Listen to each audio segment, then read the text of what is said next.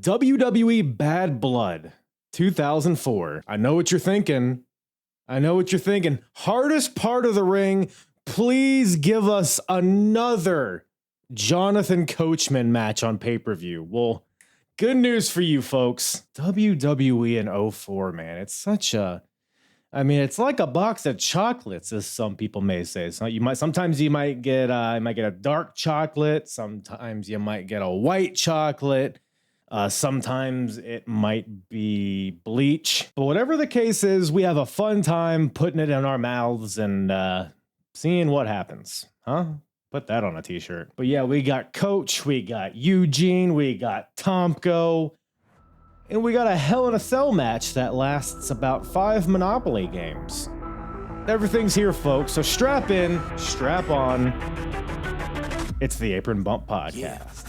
It's the hardest. Talk around and disregard it. Strip you off the ground, show you what heart is. Standing strong and proud, nothing can knock this. Let's get started. What's up, everybody? Welcome to the Apron Bump Podcast. I am your host, the hardest part of the ring, Kyle. How is everybody doing today? Is everybody ready for a little bad blood with 1D?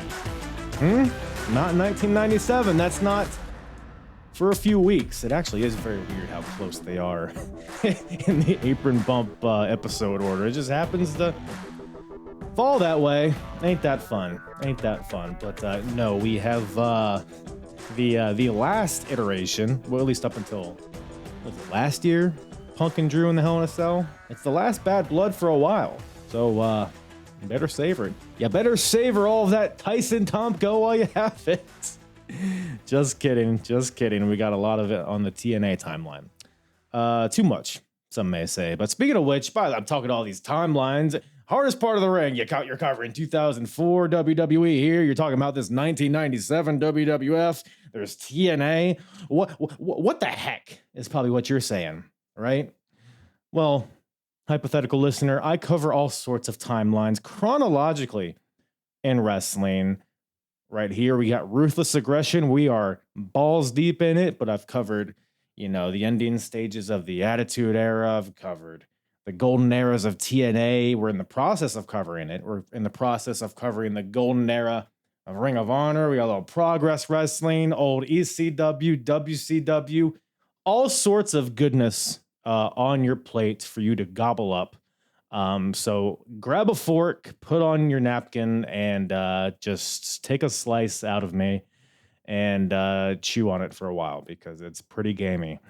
Sometimes, do you ever just start sentences and not know what the next word's going to be or how it ends? That's most of what these intros are. But if you want to go check out another timeline in wrestling, or if you want to just binge away on a timeline you haven't checked out yet, or if you want to get caught up on this Ruthless Aggression time era? Sure, that works. You can go to the link in the description, and that'll bring you to all of the chronological shows that I've covered in this Ruthless Aggression era. Starting from the very first show, which I think Vengeance 02 is technically the first in this timeline. But if you want to go check out a different timeline, a different promotion, a different era, you can find all that at apronbump.com. You can go to the episodes tab and select whatever timeline you'd like to journey along on. We have a fun old time here, so binge away at Apron Bump on all the social medias. For everything else, if you're on YouTube, like, subscribe, comments, do the same.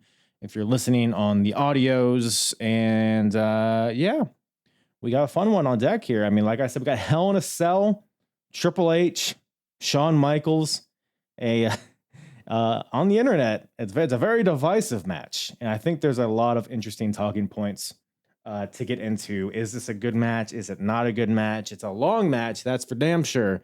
But is it worth it? Is it worth the time? We'll go ahead and find out. We got Randy Orton versus Shelton Benjamin for the Intercontinental title. We got a women's 4-way. Oh, yeah. We got Eugene versus Jonathan Coachman. By golly, what else? We got Chris Benoit pulling double duty. He's in a tag team title match against La Resistance, teaming with Edge. But he's also defending the world title against Kane. We got, which, by the way, Benoit and Kane, worth your time. we'll talk why exactly that is, but I would venture to guess that most, if not all of you listening, have either not seen that match before or it's been a while since you've seen that match. I would strongly encourage you guys to go watch Chris Benoit versus Kane from Bad Blood 2004. It was eye-opening. I'll just say that without duplicating what we say later in the show. It was a very eye-opening match. What else? There's just so much tomfoolery. Tomko's debut against Chris Jericho. It's a wacky one. Like I said, 04 WWE. It's not the best timeline that I watch, but it may be the most fascinating. Speaking of fascinating, that's unrelated to my guests, but I have guests on this episode. We got Handsome Kevin and Duke Bags from the Year of Duke and Rogue podcast, returning to the show. Always a gosh darn hoot with these boys when they come on the program. Go check out the Year of Duke and Rogue podcast. Wherever you listen to podcasts, they cover various, say, similar to the Apron Bump. They're comers, that's for sure. They cover various timelines in wrestling, but they'll do it in season format. So they'll take a season, they'll just go balls deep, and they'll immerse themselves in a certain year of wrestling. They are fresh off the heels of 1995. I think it was WrestleMania 11 to WrestleMania 12, which is a fun season. But they've covered dying days of WCW. They've covered a little TNA in there. So if you like the Apron Bump, I think you'll enjoy what the Year of Duke and Rogue provide to the world. So go check them out. All of their info will be in the description below. Check out HK on the Shining Wizards as well. You can find me there once a month. Check them out as well. Big shout outs to them. All right. I think I'm done plugging away. Let's open up the wound and get into the blood. That was a weird thing to say. Cut that. WWE Bad Blood. I'm not going to cut that. 2004 with myself and Kevin and Duke from the Year of Duke and Rogue podcast. And all right, so you say Asians aren't real people, HK. No, that's not what I say at all. I love Asians, man. It's a controversial take. You sound like shit, Duke. Fix your mic. This fucking guy. I got. I'll take a subscription to Craven Asian any day. You know me. Craven Asian, is that a real thing? Is it .org, .net? What do we? It's .com. Is it Craving or Craven? I believe Craven. Last I logged in. All right. Wait a minute. Is there? Oh, it's a restaurant. Oh, it's a restaurant now? It's in Minnesota. Go the fucking way. In St. Paul, Minnesota. Craven Asian. Okay, now try craving. Try craving with a G. Craving Asian. I'm in St. Paul, Minnesota. Well, are you Craven Asian? Yeah. I kind of am now, yeah.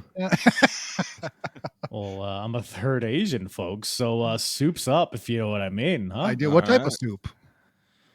Egg drop, obviously. Of course, yes. This guy. Isn't it pho? Right?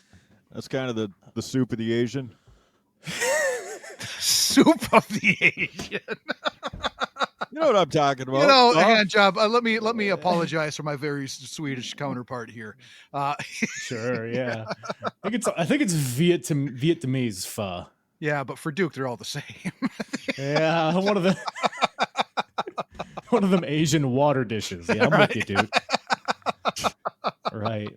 Two slices of green onion floating around. You know the deal. Yep. Maybe a chunk of meat if you get lucky. I'll give you. You want to get lucky? I'll give you a chunk of meat. Got a couple chunks of meat right here, huh? Come on now. Yeah. Now, Handjob, I need an update. Did you find the website? No, look, it might just not be the first thing that comes up, which I get. You know what I mean? Let me see. I didn't do the .com. I just did the kind of straight Goog. Oh, gotcha. Cravingasian.com. There might be like a 69 in there or something extra. Call in if you know anything about Craven Asians. I definitely used to be a site. Yeah, I think it might maybe got conglomerated with Brazzers or TKO or something. One of the bigger ones came in and bought them out. And maybe it's under like TNA's website or something. It's That like in there. sucks when that happens because they don't still stay true to their roots, you know? Right. And Yeah. I'm trying to stay true to my root over here. Come on now. Oh, laugh track. The audience is delayed. They took a while to get it, but Gotcha. Yeah, makes we're sense. here. Well, how we doing, folks? Long time no anal. Has it been that long? Probably not that long. It's probably been like a year. Maybe. Not for me. Yeah. You get a little taste of pho. Duke loves having a taste. Oh yeah. It's been a long time. No hat this time, Duke. What's? I feel like you always have like a hat prop. No hat-based wrestlers on this show, maybe? Is that the situation? Yeah, come to think of it, I don't think anybody wore a hat. JR? Yeah, there's a hat. Could have broke out the cowboy hat. Could have. I mean, I got it in the other room. I can go toss it on if that would make you more comfortable. All right, don't go toss it on. You know, you get away for too long. We can't have that. We'll just make do. But glad to have you boys back on here. Talk a little something different. Little different timeline ski. Little 2004 WWE. I'm thankful that you had us watch something that wasn't a home video this time. That's what I'm grateful for. Yeah. You know, like a shaky camera in the Nah, fourth row. I'm tired of watching your amateur porn videos. Hey man, we all have different tastes. We don't judge here. Well, no, but I mean, sprinkle in a new move every now and again. Maybe a different angle. You know what? That actually reminds me. I take umbrage with something from a previous episode of you. I haven't listened to your latest episode, but from your WrestleMania episode, Sonny versus Mae Young, right? Yeah. And I believe the situation, for those who aren't unaware, it's you have the option of fresh Mae Young in 1996, 1996 Mae Young. Yep. But clean, pristine, showered, douched, all of it. Yeah. Or Sonny in 1996 that hasn't showered in a year. I think has literal pig shit on her, is milking goats, etc. Yeah. Harry. Ran a marathon. Yeah. No shaving. Yep.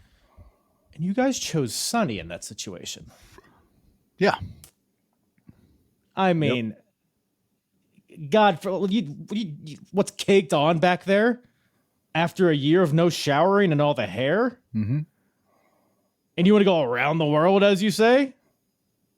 Yeah, around the world. Is that, I mean, I don't think so, Tim. I mean, Mae Young, 96.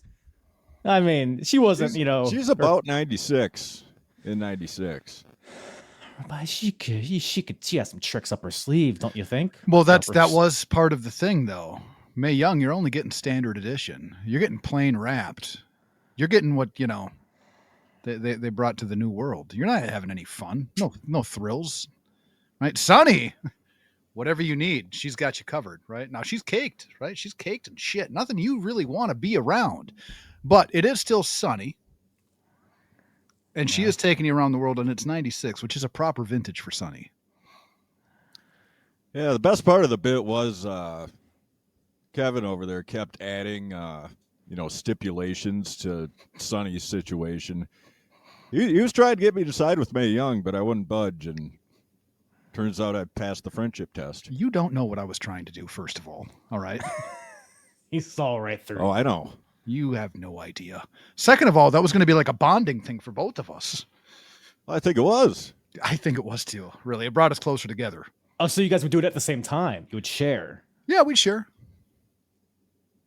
Well, that changes things. Doesn't it? That makes a lot more sense. Right. For some reason. Yeah, it's just a single man mission, a solo mission, if you will, if it's a clean Mae Young. But you're gonna want a friend with you if you're tackling that filthy Sonny that hasn't bathed in a year. She's been milking goats. She just lost a hog pen match. She ran a marathon. Like you're gonna want an extra hand because you know what you could probably bring? Some scrubby bubbles. Oh, you're allowed to bathe her. I think during that the act, cheat code. Yeah, no, it is. That wasn't a stipulation before. Oh, but now that I've brought it up, it's a new stipulation. Yeah, I like the new rule. If it's just Duke, no, can't even get near a shower. If it's just Duke, he actually has to bang her in a barn, right? But if I'm there, we're in the shower.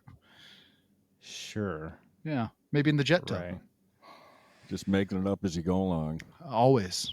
I mean, that's just I don't agree with it. You might say I have some bad blood with you guys, but speaking of which, Bad Blood, 2004. Overall thoughts, just kind of what hit you overall about this show, this era, maybe. What do you guys think about this one? Strange era of the Yes. the Federation, the E, whatever you want to call it at this point. I suppose it's probably the E, but it's, for me, it's one of those like forgotten time periods. And I think that a lot of better stuff than I remember happened during this time period. It was an interesting watch. Obviously, we'll get into it. I know Eugene, right? Hell of a guy, hell of a hand, good guy to be around. But like watching some of the stuff, I went, when the fuck did this happen? This okay, Right. 2004. Gotcha. No recollection of this at all. It's a fun little watch though. Yeah, we haven't covered this era at all on our show. Nope. We've kind of, we've skipped mostly before this, but yeah, it was a good show. This is a Raw exclusive show, which I kind of forgot about. Right. Did you call it a Raw exclusive? Yeah, man. A Raw exclusive. I've never heard that term. You hear what you want to hear, man. You're more That's of a true. smack-clusive kind of I guy, was going to say, maybe. was there also smack-clusives? Were you guys were you guys watching at this point in time live? Oh yeah, 100%. Oh yeah. Were you more Raw or SmackDown guys, or did you have a preference? I don't know that I don't know I necessarily had a preference, but I know I never missed Raw. I would never miss a Raw, and there was SmackDowns that I would miss. I didn't have the cable television, so SmackDown was my show. Yeah, I always had a fondness for SmackDown. I don't know if it was because it was like, we're getting into the weekend kind of thing. I don't know, but SmackDown, the cruiserweights and all that stuff, at the fisting, big fisting guy, so kind of drew me in initially. So, but yeah, these brand exclusive pay-per-views are something. We got a couple weird things here, but that being said, I enjoyed the show more than I anticipated I would. There weren't a ton of misses on this, and I think there were actually some very good stuff. So, which, like you said, 2004, it's very hit or miss. They're trying a lot of new things, and we're seeing some of the new things that are working and some of the new things that maybe aren't working so well.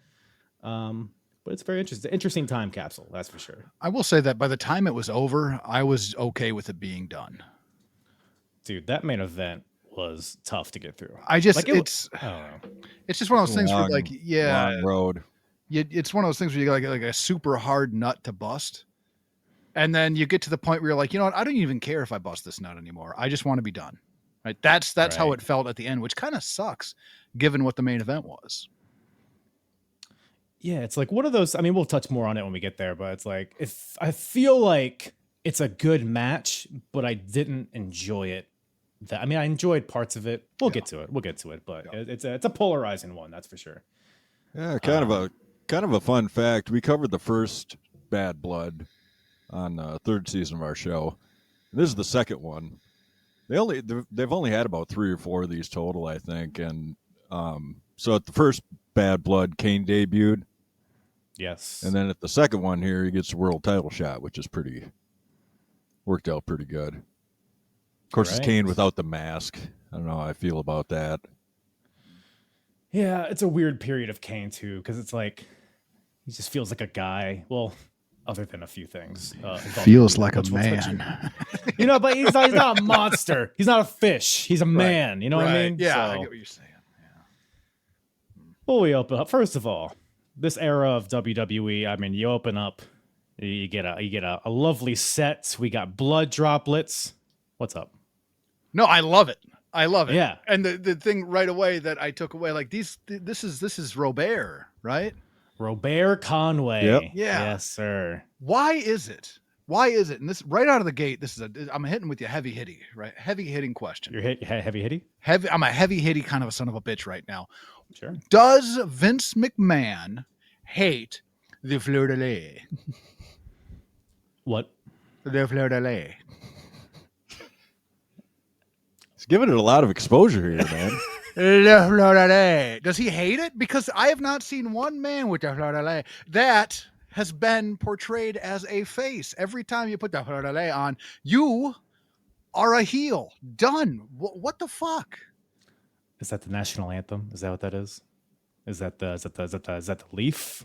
Is that a hockey stick? Is that a hockey player? He's an evil foreigner, man. How could I say it any more clearly? Hand job. You know what? Now I got it. Okay, God I had damn to open my ears a little bit.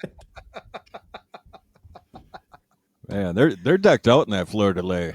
That's what I'm saying. See, The floor to floor, absolutely. the Duke knows what I'm talking about. The fleur de lis. So I love that he's Robert, Okay. right? Yeah. Yes. It's a new development. That's a beautiful beautiful thing, leaving the T out of there. But I think he's actually the only guy who's not a Canadian in this match, which is kind of funny because we get a USA chant. That's Nobody's Canadian or That was- American in this that match. was one of my takeaways too. I'm like, because where's the son of a bitch? Ohio. Columbus, Ohio. Yeah, it tells you a little bit about the IQ there. They're all chanting USA, and nobody's Well, supposed to. actually, the only guy that is from USA is Robert. Who has on the? Right? See, You got I'm it. with you. You I got got it. you. Yeah, you got it. Excellent. Man, they're singing the anthem, and it was pretty disrespectful how they got cut off. It was. I thought. Yeah, at least And- let him finish, right? Right. That's what I tell my wife all the time. Even if it's bad, just let me get there. You know what I'm saying? You know what I'm saying? I got you. Oh yeah. I Yeah, know what you're touch my saying. fist. Touch my fist. Yeah, triple fist. Triple fist. But yeah, no, it's very because La Resistance they came in originally as like the French guys, Right. but then I look it up, none of them are French. They're Canadian, which I guess is What about Rene Dupree? he's Canadian, French Canadian, Well, French Canadian. but like it's not in France, you know. but it's still French Canadian. He can't even see the Eiffel Tower. If he squints, he can. He's got great vision. I bet he's You're been always there. squinting. Yeah, Yeah. he's been there. Yeah. Oh, he's I'm sure been he's in the got Eiffel family Tower there. too. You know what I mean? Hell yeah. You know what I mean? Oh, Yeah. Talking about sex, but yeah. So, but Renee went to SmackDown. Now it's just Robert and Sylvain. So now they have transitioned into being a Canadian evil heel tag team. But Renee was more French. I don't know. But then one guy's from Kentucky. It's a weird thing. But they're going against two other Canadians. Chris Benoit and Edge, La Resistance, are the tag team champions here, defending against Benoit and Edge, who just an odd lost the pairing. titles. Well, they were champions for a little bit, but then they lost it to La Resistance in their hometown of Montreal to a hilariously huge pop. Like they were so over.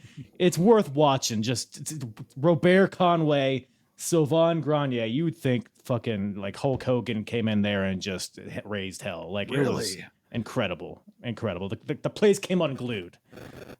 Thanks to the victory. Yeah, I like it. yeah. Might have to go back and see that. It's something. But so by the way, we got Benoit, the world champion, as well, doing a little double duty tonight. So that's really the main story. Like the tag division on Raw at this point, it's literally just La Resistance and Hurricane and Rosie. Like that's pretty much it. The superhero in training. Hence why the world champion is in the tag team, which I would argue maybe like just put a tag team in there. But what did you think about Benoit being involved and doing the whole double duty business? I like Chris Benoit. I do. Everything he did. He's you know what? It's funny that you bring that up. Because I was thinking about this on my drive home from the office. At what point do we, like, when you say I enjoy his work or I appreciate his work, do you no longer have to say, I mean, he did some horrible things, but his work, I like. At what point could I just say, you know what? I'm a fucking fan of his wrestling career and not have to reference the horrible thing he did. Can we move on? Is it something we can move past? I know we recently had Columbus Day and there's still people just fucking royally pissed off about a guy that died 500 fucking years ago. But like, Yeah. why can't we just say, you know what? I'm a fan of Chris Benoit's work. You always have to reference what he did. Let's move on, right? Well, when you say work after it, Right. it's more clear. Saying the sentence, I love Chris Benoit, is a bit jarring. But I love his work.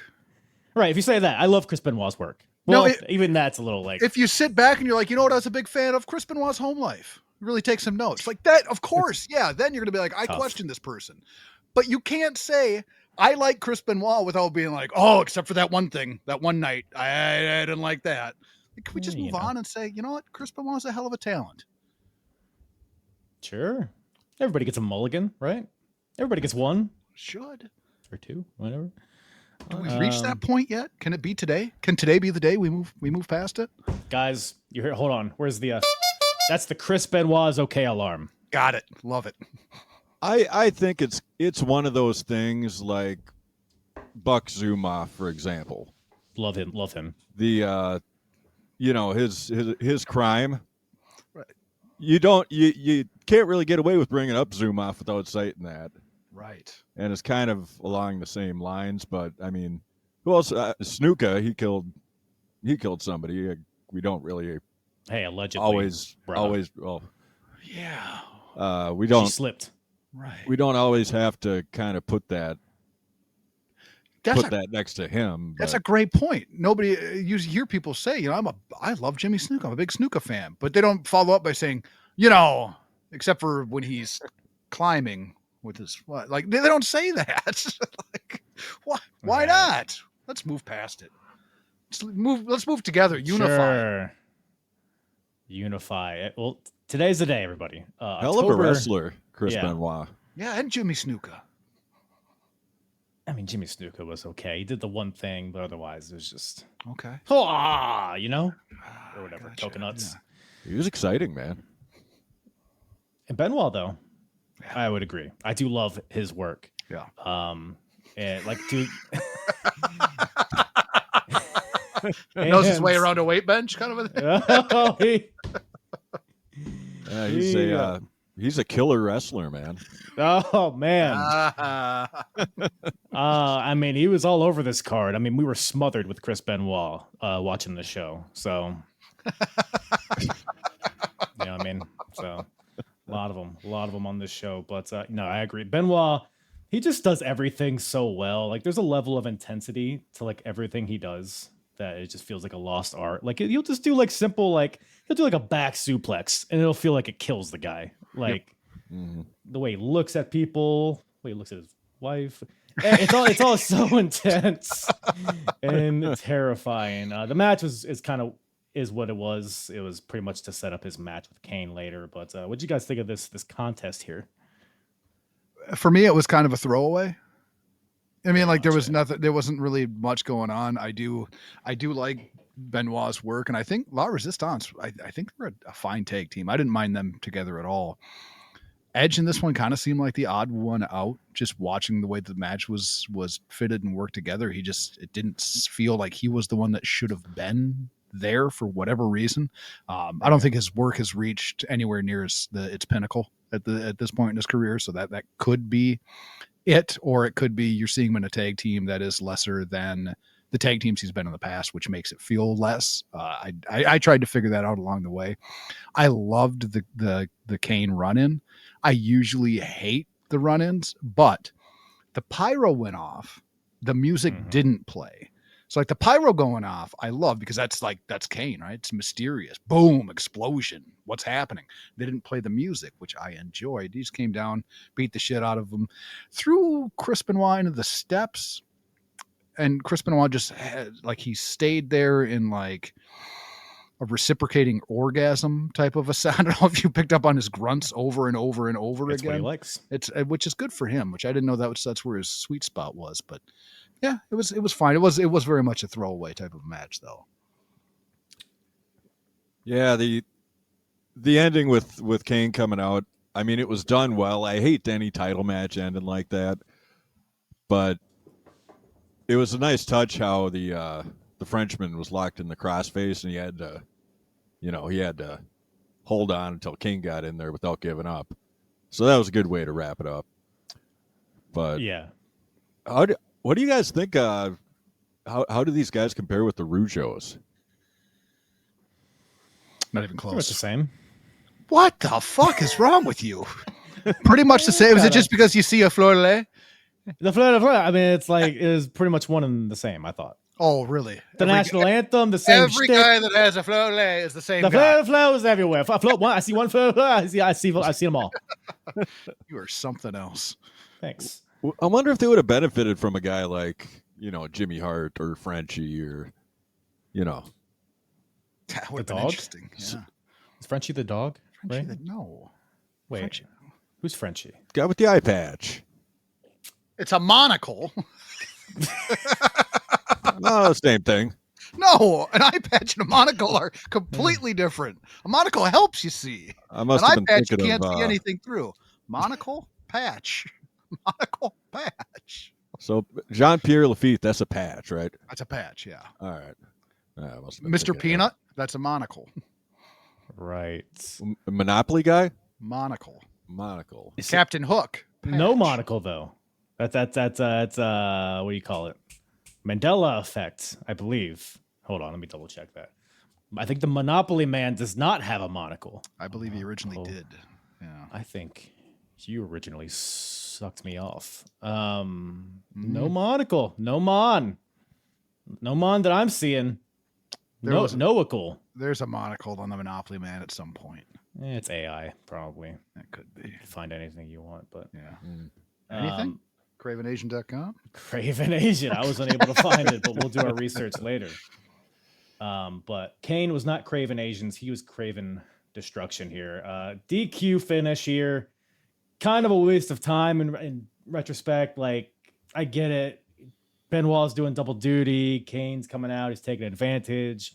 Benoit's coming in, beat up. But, like, do you need that? Like, Kane's Kane. He's a big monster. Does he need more of a kind of advantage? But don't know. More of advantage, no.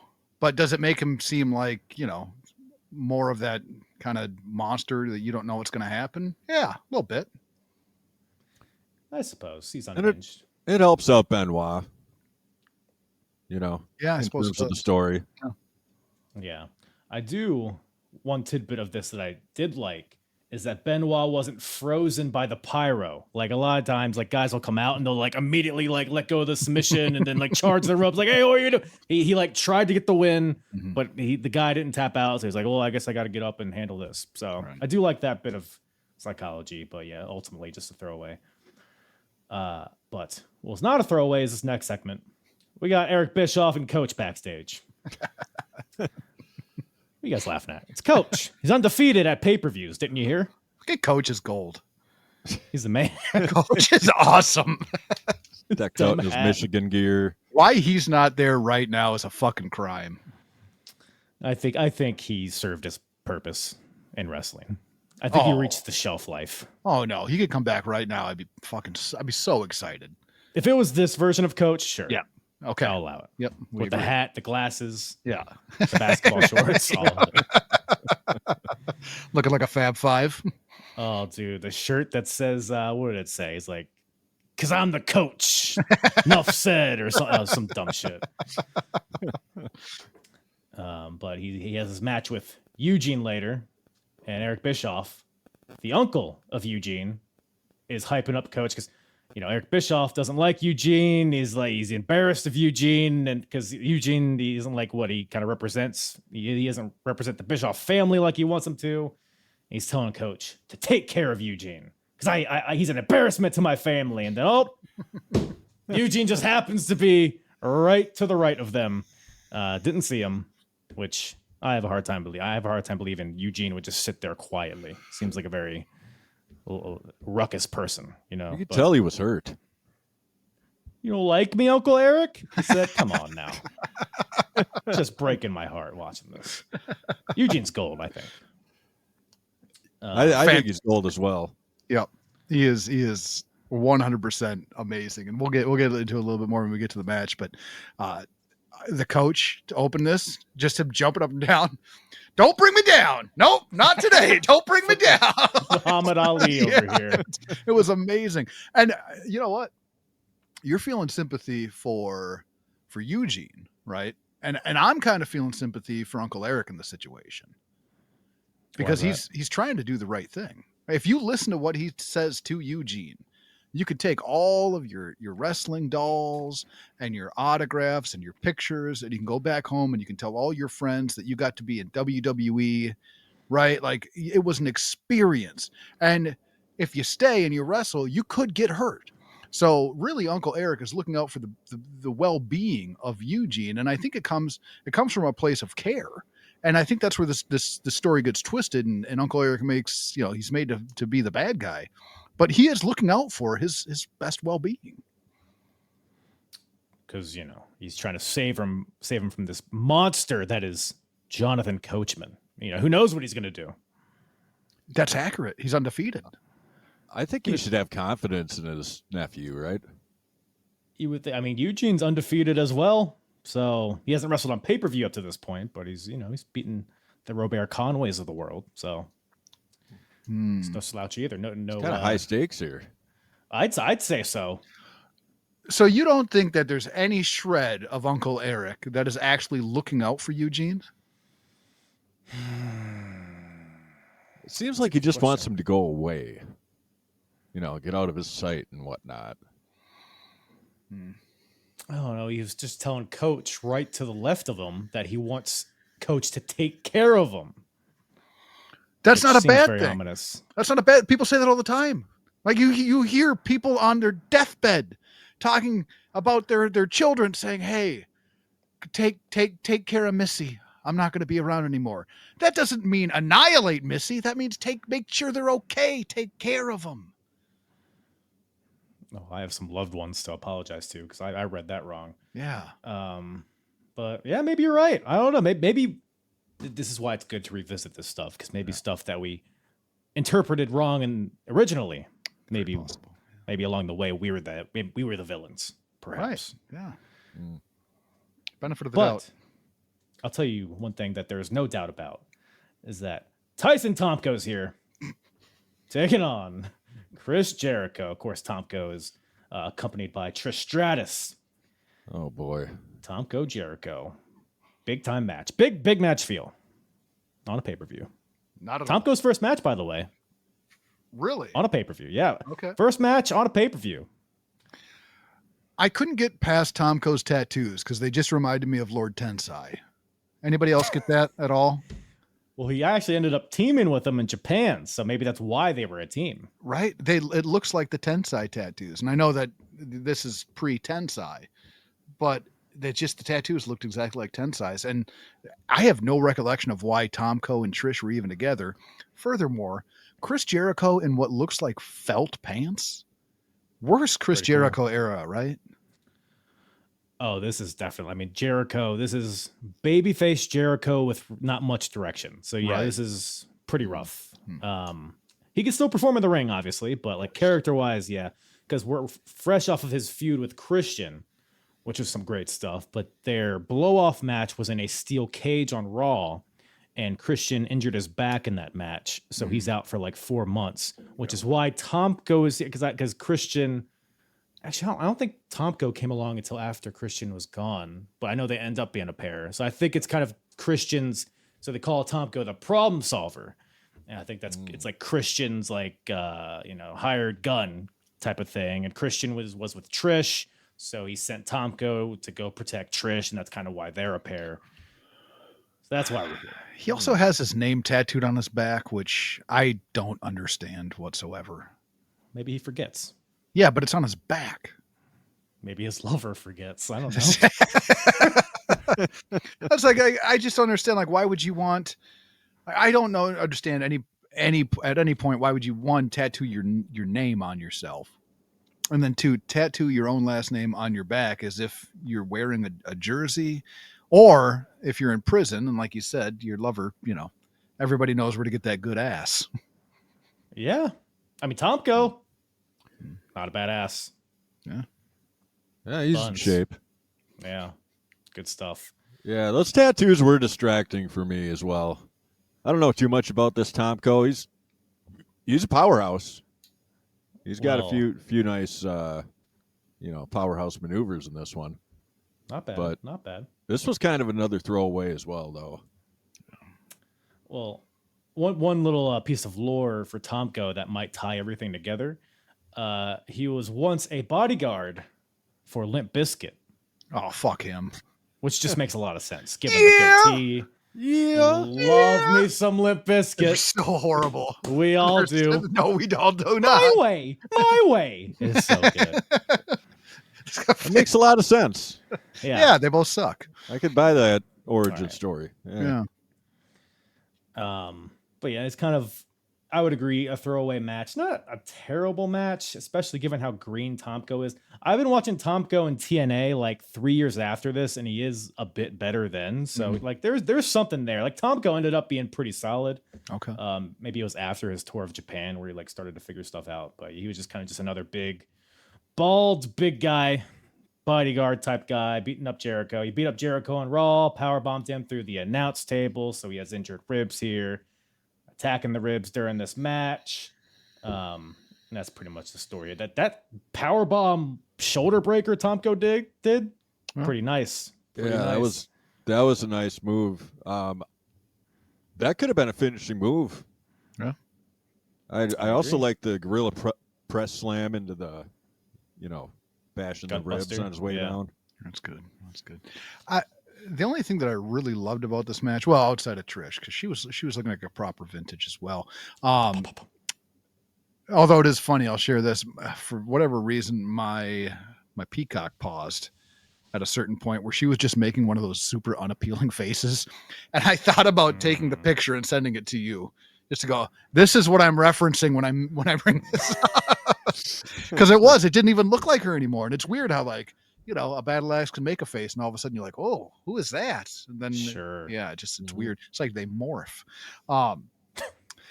The chop block by Jericho, and he works that into the walls. He does that twice. And I think that's such a brilliant way it's way better than any other way to put your opponent in the walls, is that chop block where he latches on and then flips him into the walls. Beautiful. Why doesn't he do that? That should have been the setup to the walls. I think it's more of a back targeted submission though, no? I think it's lower body and back into lower body. I think it's a combo pack. Yeah. I mean, it's not a bad thought. Yeah, I'm surprised he doesn't use it more often. Yeah. I think it's more of like a defensive move nowadays. You like catch a kick and then like just kind of throw him in there. Right. It's the standard way, but I think the chop block into the walls is a much better way to go about it. Wins the match with a running enziguri, which I didn't see that coming. Yeah, I didn't either. It took Jericho a while to figure out a second finisher other than the walls of Jericho. He was doing the skull crushing finale for a bit, but it was like a shitty version of Miz's. He did like this like a reverse DDT deal for a little bit. Now he's doing the enziguri for a finisher, which he's not like a martial artist, so I don't know if that's what he should be doing, but Codebreaker worked for him eventually when he found it. And the old Judas effect, of course, which we all love. But yeah, no, Jericho wins with the enziguri, which again caught me off guard as well. After Trish tries to get involved, she interrupts the walls of Jericho. Tomko tries to take advantage of the distraction, but knocks Trish off the apron, and that allows Jericho to take advantage. Gets the win, and yeah, I mean, this felt like a Raw match to me, but with the injury of Christian, I don't know if that threw a monkey wrench into their plans, or I don't know, Jericho versus Edge or something. Like, there's probably different ways they could have gone with this. Right, but if that throws a monkey wrench into your plans, you don't say, "Well, here's Tomko, deal with this." You know what I mean? Like, it just doesn't seem like you can just throw it. Oh, you just throw it away or find somewhere else to go. Like, I don't think that unless you had giant plans for Tomko. And because if Tomko went over, then I could say, okay, there was a reason for this. But if this is Tomko's pay-per-view debut and there was a monkey wrench because of Christian's injury, and you're sliding Tomko into the spot to face Jericho at this event, then give Tomko the victory if you're going to build something out of him. But they're not. So if they're not doing fucking anything with it, fucking don't do anything. You know what I mean? Like, just don't. Yeah, I didn't even think about that. It is odd that he just lost in his first match. And now who gives a shit about Tomko now? Right. Build. Jericho didn't need the victory. It's not like they're not going into a fucking feud.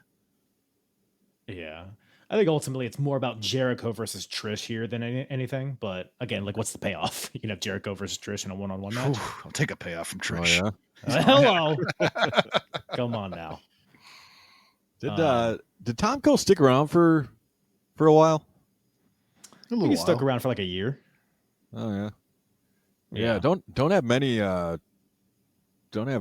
memories of him really. He doesn't have a greatest hits album. I remember he was kind of a big deal on Heat Flash for a in the while. pan. Yeah, he was the big. Oh yeah.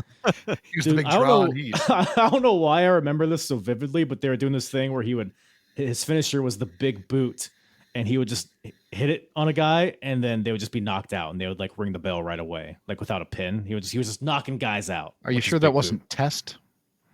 Test also had a good big boot, Okay. but it is Nay. Tomko. Okay. Yes. I trust you. Outside of that, yeah, it's just Christian's bodyguard that loses matches. So, anyways, also interesting tidbit on commentary in this one. Apparently, Jericho is the first man in WWE to hold 5 different titles in WWE, which I thought was pretty interesting. That I is would have interesting. guessed. I guess they didn't used to have a bunch of titles. So Right. But what? Oh, because he's got both of the championships. and he's a hardcore That's gotta champion, be it. European champion, IC European, champion. yeah. Okay. I'm with you. So if that's ever a trivia question for you guys anywhere, now Okay. you got it in your noggin. You're welcome. It's up there. It's like a Grand Slam +1. Something like that. Something like that. But speaking of Grand Slams, bases are loaded. Boom. Randy Orton's here. Hitting a home run of a promo. I don't know.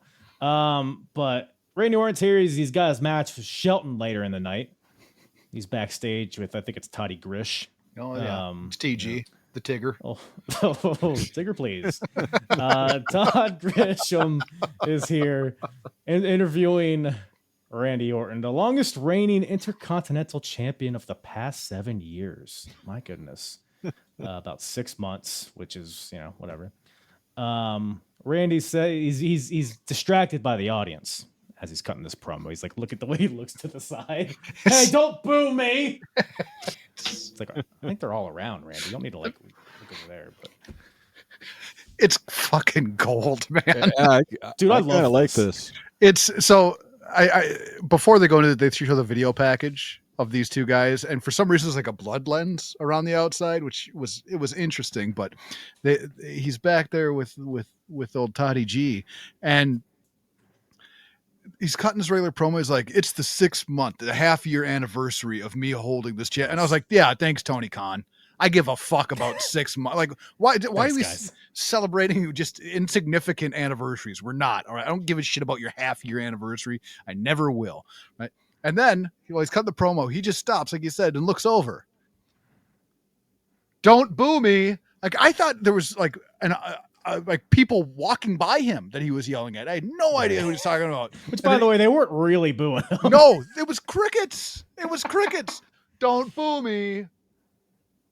He got him to boo him though. He did. But the problem is that he turns back to go cut his promo, and they've stopped booing him. And then he turns again like he's talking to him, goes, okay, you want to boo me? I'm on my way out. And he starts, cameraman, follow me. And he goes, you want to see great? This is what greatness is. And he fucking doesn't walk into the arena because he doesn't realize that there's a fucking second curtain. That fucking dickhead. This is what. Oh, this is what. He walked.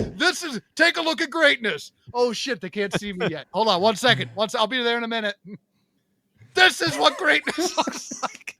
You gotta know. You have to know if you're doing that promo, right? You have to know that there's 2 curtains. You talk through the first curtain, and then you show them greatness. You don't double down on the line because you didn't know where the fucking curtains were. All right. Horrible. Funny as hell. It was a Spinal Tap kind of moment. It was a Spinal Tap moment. I would agree. But he ends up finding the crowd and cuts a really good it was silly the way he got there, but he's just walking through the crowd. You're fat, you're gay. Like, he's just talking shit on every person in the audience. And your jobs suck, and I'm the champion, yada, yada, yada. But he's walking through the crowd, eventually makes his way into the ring. He's like, when I have my match much later in the night, you're going to see. Which, as he's in his gear and shit. And then, of course, old Shelton Benjamin comes out. with his gear on, and then he gets in the ring. He's like, "Hey, I don't know if you noticed, but we both have our wrestling garments on. let's do this right now." And then, like 1 millisecond later, there's a referee in there ringing the bell. Which I guess that's all you need. It's like, hey, maybe we just do it right now, and then everything's thrown, whatever. But that's how we get there. Shelton is so skilled in the ring. If you could have just like a third of what he has in the ring on the mic, he would have been amazing. But on the mic, he's just not there. And it's so funny when, like you said, he's like, your gear's on, and well, look. Turns out the devil. Mine's on too. I didn't realize it, but I got my shit on. Like, we could have it right now. Like, no, Shelton. And he pulls his voice goes lower, and he speaks with less like what's the word I'm looking for? Projection. So there's points in his promo you can't pick up on what the fuck he's saying. Diction. He's not a very dictive boy. He's got no dick. So dickless. I want him to be more dick, and he doesn't got it in him. And I love Shelton Benjamin. Big fan. I feel like he has big fan. He's got he puts some on him, I guess. Well, he puts some in you, but maybe just the promo itself, and like I'm watching it, wanting him to hit like a line, right? Hit a fucking power line, and his power line was, I got my gear on too. Like, mine as well. We're both here, right? We're gonna schedule to do it. And like, how is it like having a match now versus having a match 45 minutes from now really puts your opponent in a bind? It fucking doesn't. Well, some people are, they have their routines. Maybe Randy didn't do his stretches, his Hindu squats. Okay. Right. His breathing exercises. And, gotcha. Great point. Yeah. Didn't think that way. That's what you get for coming out with your tights on, though. It's true. Now, that begs the question. If Randy Orton was wearing, I don't know, a slack, maybe, maybe he had a button up on and some sort of chino action. Okay. Dress shoes, the whole garb. Do you think Shelton would have come out and demanded the match? I mean, he could have come out and demanded the match, but I don't think that he would have been wiser for it. Shelton? Yeah. I think if Randy's in wrestling in loafers. No, but the ref's not going to run out there in that situation. The referee's going to see. The ref seemed pretty eager to get this match. I think you could have swayed this ref pretty easily. But the ref's going to see, like, hey, he's not prepared to compete. We're going to wait, right? I think he's got to be in at least his guy. And he was wearing a T-shirt, right? Randy was, so it tells you maybe he's not completely ready. I'm not sure. I don't trust these refs personally, so a lot of shady characters backstage. I think we got Jack Doan officiating this one. Officiating a Randy Orton versus Shelton Benjamin Hell for of the a Intercontinental title. I mean, Shelton, I'm so glad to be revisiting this era. There's not a lot of good stuff here in 2004, but the stuff that's good is good. And Shelton Benjamin, the fact that he just went from undercard tag team guy to like electric like singles guy, it's so like a snap of a finger is incredible. I mean, his match with Triple H on Raw, that famous one, is just so good. He had another one that was really good. And then now we have this. Like, he was just on fire at this point in 2004. I dare say maybe he should have come out of this with the win, but great match nonetheless, though. What'd you guys make of this one? It's a fantastic match. I think that Shelton would have benefited from being in Evolution, maybe more than anybody else. You know what I mean? Like, Shelton would have super benefited from being in a position like that. And I think that they gave Shelton and tried Shelton so many different ways to get him to that next level, and it never quite popped. I don't know why. It's got to be a charisma thing. Watching this, and I know it's going to sound ridiculous, but could this have evolved into this generation Steamboat match? You got, you know what I mean? Like, Shelton, not great on the stick. Steamboat was never great on the stick. Amazing in the ring. You got Randy, who's great on the stick and in the ring. So if they would have stuck with it a little bit, could you draw that? Could they have played this out more and maybe built to something bigger in this situation? Because I don't think that the comparison is too far off. I mean, they're both in their early 20s here. Yeah. I think they're both still going strong here 20 plus years later, but a couple of Hall of Fame talents I would have liked to have seen more Yeah, because this was You pretty know, much just more a out of one and these done guys. thing. And yeah, I agree. This could have been something significant. I was thinking like, when could have Shelton won the world title? Because like next year you got Batista's red hot. You can't really get in front of that. I feel like the end of the year though, like Randy wins it from Benoit. You could have easily just gone back to Randy and Shelton for the world title, I think, Yeah. and just kept Randy heel. I think Yeah. that would have been something. I mean, maybe both guys weren't developed enough to really carry a feud on their own, but maybe they would be. It would have been better than just going back to H, I think. But Right. And you got to have Shelton would have benefited from a mouthpiece like Rick. You know what I mean? Having somebody like that in his corner. I think there's when you have a guy that talented, I think there is ways to find him a spot in that upper card area. So you're thinking Shelton takes Randy's spot in Evolution? That would have worked for me. Yeah. I like that a lot, actually. Wow. That could have been something. But yeah, no, I mean, we've seen it with him in the Hurt Business. Like he thrives when he has a mouthpiece and he's just able to go in there and just kick ass. He was still good 21 years ago. Crazy. But yeah, no good stuff here. Shelton's beating Randy all over the ring, taking advantage of the impromptu match.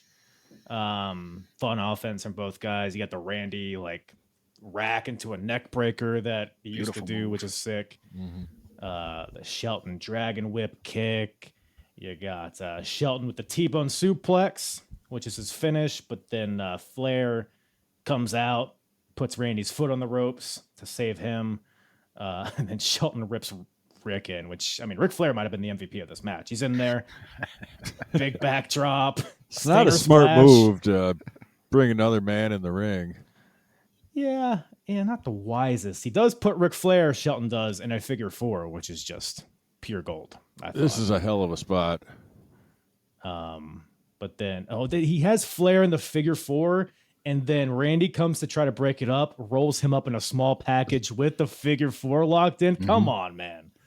So good. It's beautiful. It's so beautiful. And I'm not like I generally don't like run-ins, just like in general, unless there's a real reason for it. You know what I mean? Like if it feels special or it feels like it's needed. In this situation, I don't know that I felt like it was needed for Rick to do. But then when it started happening and he throws like Rick's walking away and he's kind of strutting away and Shelly chases him down and throws him back in the ring. And then Rick's taking bumps, which is always good. But then they work to that Shelton putting Rick in the four. I wish he would have done a little bit more theatrics going into the figure four, do the Ric Flair theatrics going into it. Right. But when he rolls Orton up while Rick's in the figure four, I'm sold. You know what I mean? Like they built to something that made it awesome. So I was in on this. Oh, big time. Big time. Crowd really wanted Shelton to win this one. Yeah, I wanted a 3 count there pretty bad, but wasn't quite enough. Nope, because Shelton, he keeps going. Big crossbody off the top rope. Randy rolls through it, rolls up Shelton with the tights, and gets the quick 1, 2, 3, retains the title, and you feel the wind get sucked out of the arena. But that's the mark of, that's what they were aiming to do. So I guess they hit the mark as far as what they were going for. But ultimately, really good match, and I think both guys came out looking great. So did I mishear the crowd when Shelly threw the figure four on Nate? It sounded like they were booing. There were a few boos for Shelton. Okay, sparsed in this match for whatever reason. Yeah, people loved Randy though at this point. Like he was red hot too. So just two young bulls out there. In an era where you're hungry for just young, good wrestlers. So I'm sure both these guys had their fans. Yeah, that Legend Killer run was a great run. Arguably his best run of his career, which is saying something. Yeah. Given the length of it. But, well, anyway, Matt and Lita are porking backstage. Yeah. Lita seems to have gotten some enhancement talent there somewhere along the way. When did that happen? Do you know? That's a good question. Because she doesn't really show it often, I guess, right? Yeah. Because eventually she does. We can agree that somewhere along the way, enhancement talent stepped in. I just don't know when it was. And when this happened, I went, oh boy, I thought that she developed a little bit later. Let's see here. 1999. Wait, hold on. Yeah, 99. She got it according to this website. Oh, Really? What culture? maybe she got an upgrade. Yeah, could have been. Got new ones bolted on. Yeah, maybe.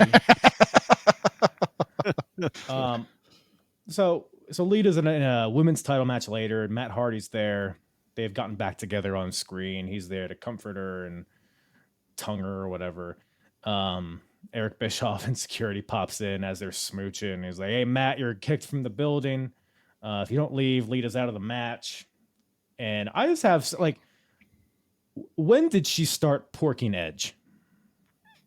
Is it now? Is it like during this? It's got to be around this time period because by 2005, SummerSlam 2005 is when they have that giant match. Yeah. So I'm guessing it's probably around now is when they're old, giving the hot beef injection. Yeah, because I think it was when they both Edge and Lita were both injured. Mm-hmm. I think that was the situation. They were both like rehabbing, and that's how they connected. And they're both back from rehab. No. Matt was injured. He was off the road. So Lita was traveling with Edge while Matt was off the road. Oh, is that what it is? I believe that's what it is. Yeah. Like I always say, don't bring your wife to the ring. Yeah, not a good situation. No. But this segment doesn't make sense to me because it makes you believe that something like Matt Hardy's going to do something. Right? Doesn't it make you believe like, hey, we're going to ban you from the, and he's like, he got 60 seconds to figure this out. And Matt's like, nah, I got to go. I got to go. And Lisa, but I don't want you to go. Shut the fuck up. All right. Shut the fuck up. It's a world title shout. There's this fucking broad out of her mind. You got a chance for the belt. He's got to go. Matt knows he's got to go. She's got a chance for the belt. But I don't want you to. God, it fucking pisses me off. Get your head out of your ass. Stop thinking with your dick, Lita. It's like, well, Matt doesn't even have a match. Like, what is he just gonna sit there and catering? Right. Jesus Christ. Women, right? Yeah, man. Yeah. Cut me a piece. What do you guys think of Bischoff's character work here? He's got to be the evil GM, right? Yeah. He's kind of throwing his weight. But I mean, maybe not if you listen to this. It's the Serpent of Pleasure over here. He's just a loving, caring uncle. I don't quite see it the same way. Go ahead. Tell me how this was. Was he looking to take care of Lita? No, well, see, when you say it like that, you make it sound dirty. Well, go take that. That's what Kane's doing. But he is explaining to Matt that in order to keep this match on the level, right? He doesn't want emotions to get involved. He wants to make sure that it's a clean match. That Matt's he's got to leave. He's got to leave because he's concerned. He put on this 4-way for the ladies' title, right? And Matt Hardy, knowing he's going to be a little bit emotional, a little bit caught up, he might do something he doesn't need to do, doesn't want to do. And then Bischoff's going to have to fine him, right? He doesn't want to be out of money. He's trying to protect the match. He's putting on a great match, and he doesn't need anybody like Matt Hardy to be running out there with all this stuff. Dude, what are you doing? Playing Tecmo Bowl? What the fuck? This son of a bitch every week with this guy. So you got to protect the match. So he's got to explain to him like, hey man, you got to go. You just got to go. We got to protect Lita. We got to protect our other talent in the ring. Right? We don't need you running out there and causing problems. It's a smart play. He's looking out. He's protecting the Raw brand for this Raw exclusive. Does he got to throw him out of the building though? Yes, he does. Could just ban him from ringside. No, do you trust him if he's in the building? I don't. What's he gonna do from the building if he's not ringside? If he's watching the match and Lita's in a really bad, compromising position, and he's just in catering, right, sucking off a churro or pounding a chili dog, whatever he's doing, the opposite, butter and a biscuit, he's gonna throw that biscuit down. He's gonna run to the ring. You can't risk that. You can't risk that. And that biscuit on the ground, I mean, you're just asking for ants. So it's a real liability because buttery can be slippery. That's actually a really good point. Yeah. I did not think of it that way. Maybe I should have. Yeah. maybe he's backstage and he hits the button and the Hell in a Cell falls on everybody. That's an oops, right? There's a lot of things to consider That's here. at play. I don't think that Eric's being evil, like you say. I think that he's really doing a quality job. What I think he should have done is like plant some dope or something back there, right? He just get it from his brother. Well, I'm saying Bish could have used that as like an excuse to throw him out of there, and that would have been like a legit reason, you know? Something Sprinkle some like crack that. on him. We Get out here, yeah. found dope. But Matt's got an easy out there too. He's just like, that's my brother's. Nobody's gonna not believe him. His brother's not there though. Is he in rehab? Possession's 9/10 of the law, dude. He's not there. That's all I know. I think he might be in TNA at this point, maybe. No, I don't know. So he should be in rehab. Yeah. Well, that carries us to the aforementioned women's title 4-way. We got the champion, Victoria, defending against Trish Stratus, Lita, and Gail Kim. I mean, you can't get a better lineup for the women's division than this in this time period, I think. No, you cannot. I like me some Gail Kim, man. Yeah, me too. Hey, you guys seen that picture of Gail Kim and Trish topless together? Craven Asian? I think it was on Craven Asian. Was it? No, it's just a real thing. There's actually they were.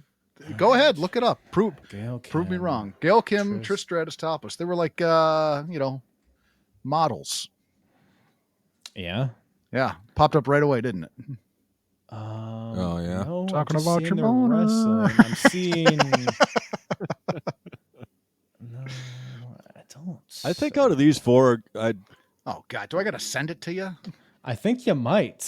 Not a I'm problem. only seeing like cleavage shots of their wrestling. Gail Kim. Are you sure it was Gail Kim? Yep. Sure it wasn't like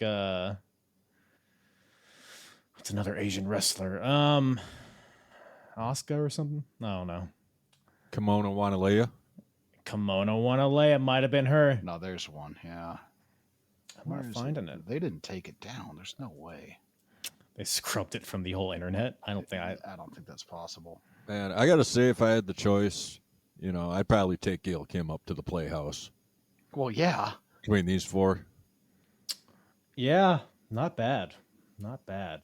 I mean, Trish was pretty, this is a good period for Trish Stratus, just kind of That's bitchy, true. but, I think those cans would probably knock me out pretty quick, though. those are weapons, man. wear a helmet, man, like all of us. I don't wear a You gotta helmet. Sorry, I'll go back to my search. Go back down there. Yeah, you're gonna lose me the entire episode. Let me just, Yeah, I'm gonna stop looking for that. I'll find it and I'll send it to you. I'll be back, guys. I'll be back in 3 to 45 minutes. Yeah, but I don't wear a helmet. What were you talking about again? Just some good old grapples. Just a good wrestling contest here from four ladies. Yeah, kind of starts out with a melee. Big melee. Got a little Victoria and Gail Kim going at it in the ring. Trish and Lita going at it out the ring. It was a pretty typical 2004 women's match where it's like they're working hard. There's some good stuff in here, but it's definitely very rushed. Yeah. I don't know. What'd you guys? It was pretty quick, but what'd you guys make of this? I like the spot early on when Victoria bends over and shakes her ass before delivering a moonsault. Very classy move. Yeah, that's her big move. You fucking pervert. There's a spot in here where Lita locks in what they call a Bob Backlund roll-up. Yeah. You catch that? Yep. I figured that probably had to be your highlight of the match. You huh? put Trish Stratus and Gail Kim and Victoria with Lita in the same ring, and then you reference Bob Backlund and don't expect me to guck? Come on. Let's be realistic. Let's be realistic here. Gail Kim, she locks in like some type of and I don't even know what the move is called. It's like a combination of like an octopus mixed with like a Rings of Saturn move. It was fucking gnarly submission. You talking Rings about of when Puss. Victoria was erect? Yeah. Yeah. Yeah, I think we all were. Yeah, when she was standing up and she locked that thing in. Yeah, man. I'd like her to lock that in. It's like an Oh, yeah. upside down arm bar, but also octopussy kind of. Yeah. You know, Yeah, octopus here. octopussy like the adjective, but Right. like Like 8 vaginas. Right. Yeah. Right. That's all Asians have them. Have 8? Yeah. Fun fact. Go ahead. What? Look at one next time you see an Asian. You're going to lose You- me I for don't another think 20 you guys minutes? You got more. Was it Somalians you got up there? Yeah. But Up in Minnesota, yeah. We're just covered. it's lousy with We're just Somalians. I them think. and they're 3.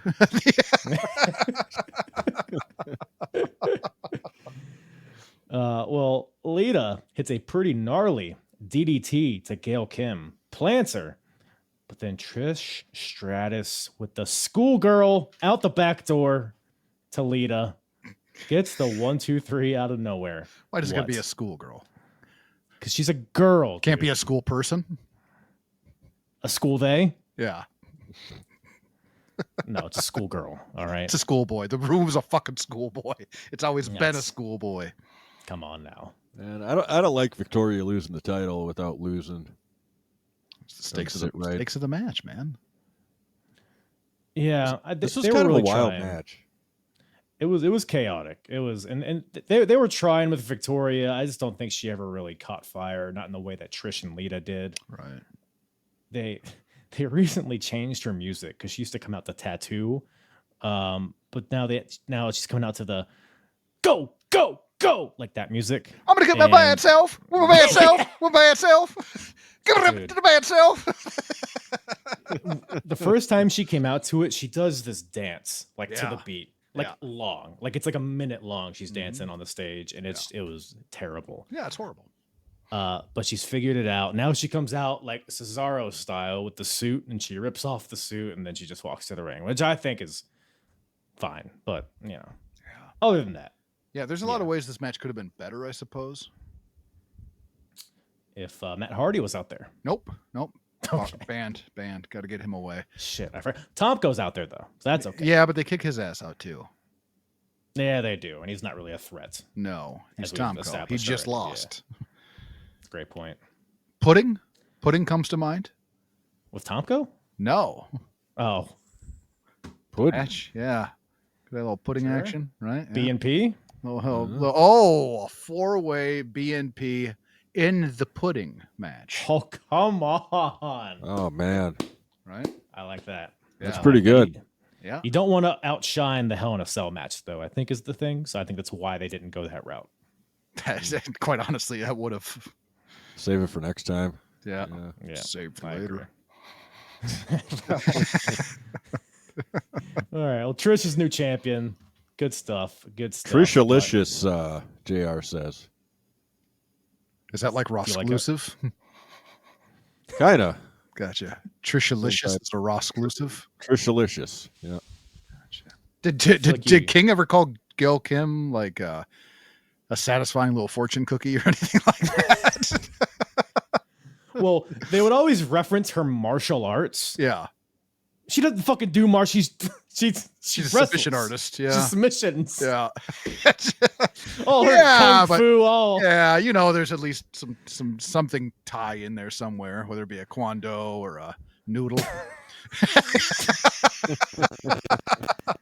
The Thai noodle. Gail Yeah, Kim.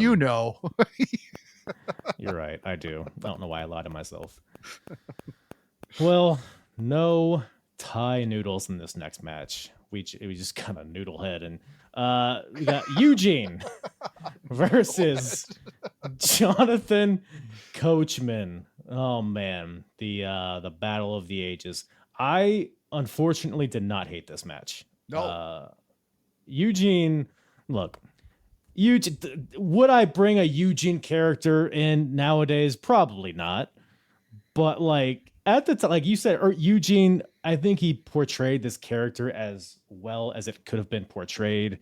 I think Coachman was a good foil, as silly as it was. But I mean, you said you've worked with Eugene. Do you Yeah. have any like insight? I've been in a match with Eugene.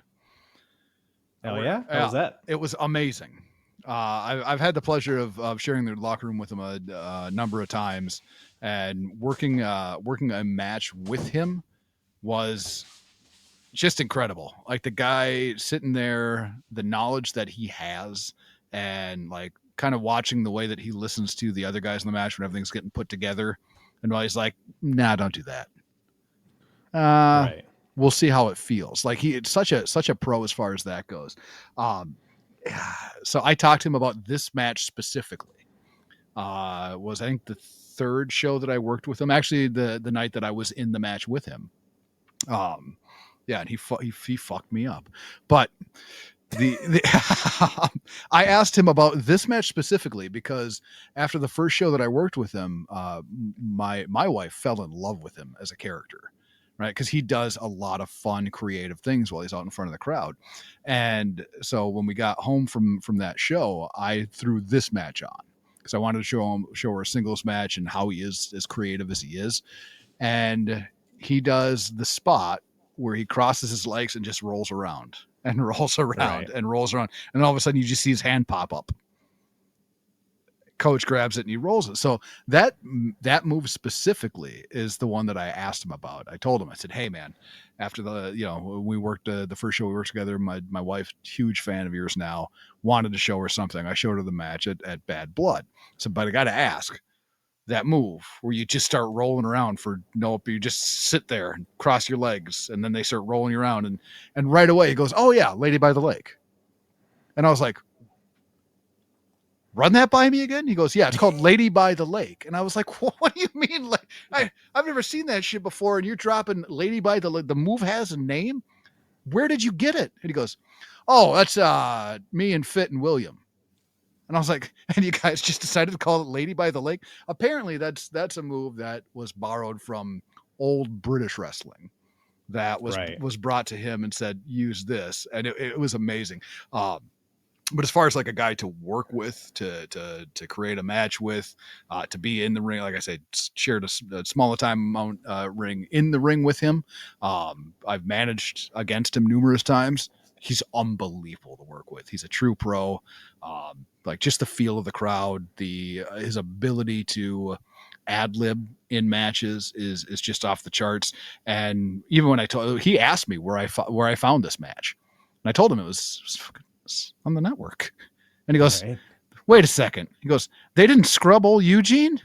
He thought that they eliminated Eugene, right? That Eugene was non-existent. He goes, I could have sworn they would have scrubbed old Eugene off the record now. I went, "Nope, not yet, man." So, and it's a gimmick that he's still using, is still getting over when he does come out. He's fantastic, man. Right. I can't say enough positive things about him. So the lady by the lake is when he at the very beginning when he puts himself in like a leg lock and it's just what's the point of that? it's Confuse your opponent, man. Yeah, you confuse your opponent and then you roll them up. Oh. And just it's so funny just to see that hand pop up out of nowhere. He's ready for him, right? Well, I guess I gotta grab it. Like, Right. what else are you gonna do? How else am I gonna get him out of this ball? Right. It was very funny, but I couldn't figure out what he was going for there. Yeah. I don't know if it's just a mind game thing or It's fantastic. what. But I like when he hops on Coach's back, rides him like a horse.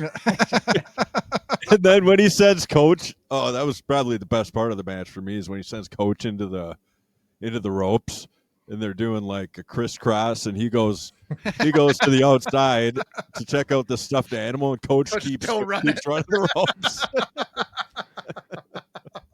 Dude, it's gotta be Very like fun Eugene's best match, right? This is like the perfect situation for Eugene. Just like have fun with his opponent, make him look like a silly goose. Yeah.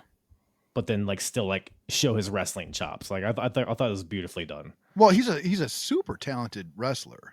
You know what I mean? Like he actually can go in the ring. Very creative.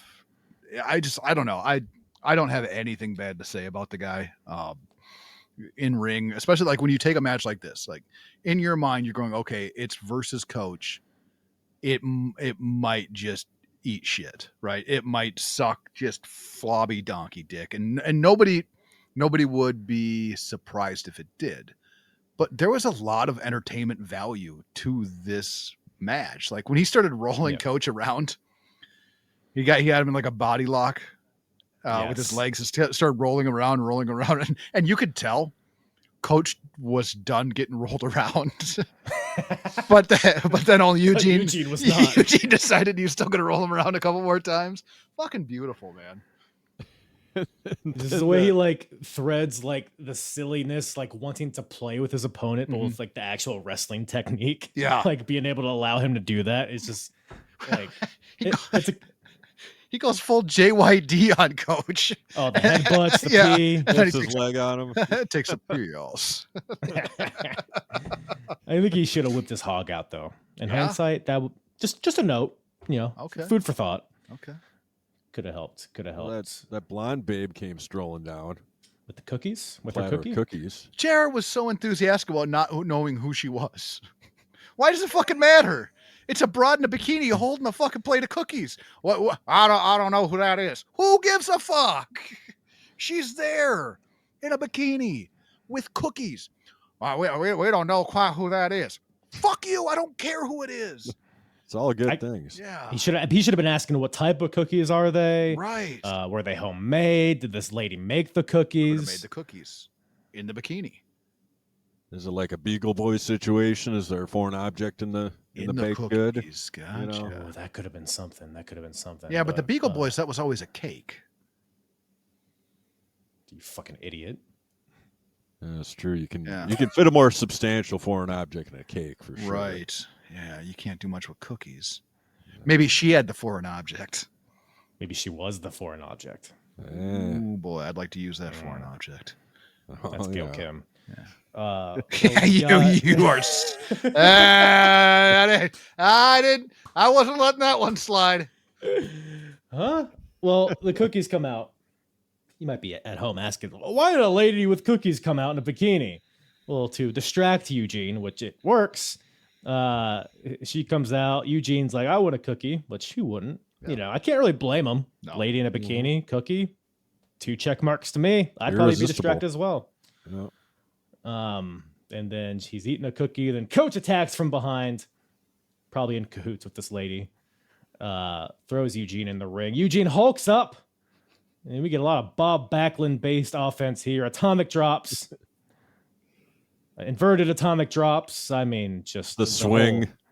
all of it, all of the 1950s offense getting pulled out. And you know what this match needs? A little Garrison Cade. Garrison Cade comes out, the kind of protege, I guess, the lackey of Jonathan Coachman comes out, takes the teddy bear that Eugene was distracted by earlier in the match, takes the teddy, decapitates the bear. My goodness, the humanity. Then he holds Eugene from the apron. Coach accidentally runs into Lance Cade or Garrett, whatever, Lance Cade, and Eugene's able to hit the rock bottom and the people's elbow to Jonathan Coachman and gets the 1, 2, 3. Bing, bang, boom. The Jonathan Coachman pay-per-view streak is over. Historic. Thoughts? Eugene's still undefeated. There you go. Dominant. Let's get him a That's world title shot. That's a pretty good thing he's got going here. Man, you look at. I mean, it's in the ring with the Hulkster, the Rock, Stone Cold, me. Right, the guy's been around. He's seen both ends of the spectrum. Yep. How do we feel about this gimmick, though? Being a special guy. It's a weird choice. It feels unnecessary, but like he was able to make chicken salad out of chicken shit a bit, I think, because like the crowd was kind of into it.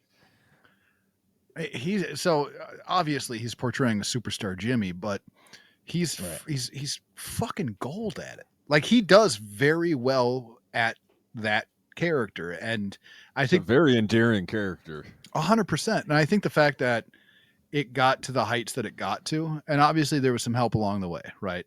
Having Rock help him out along the way. You know what I mean? Like they gave him some big names to kind of give him the endorsement there.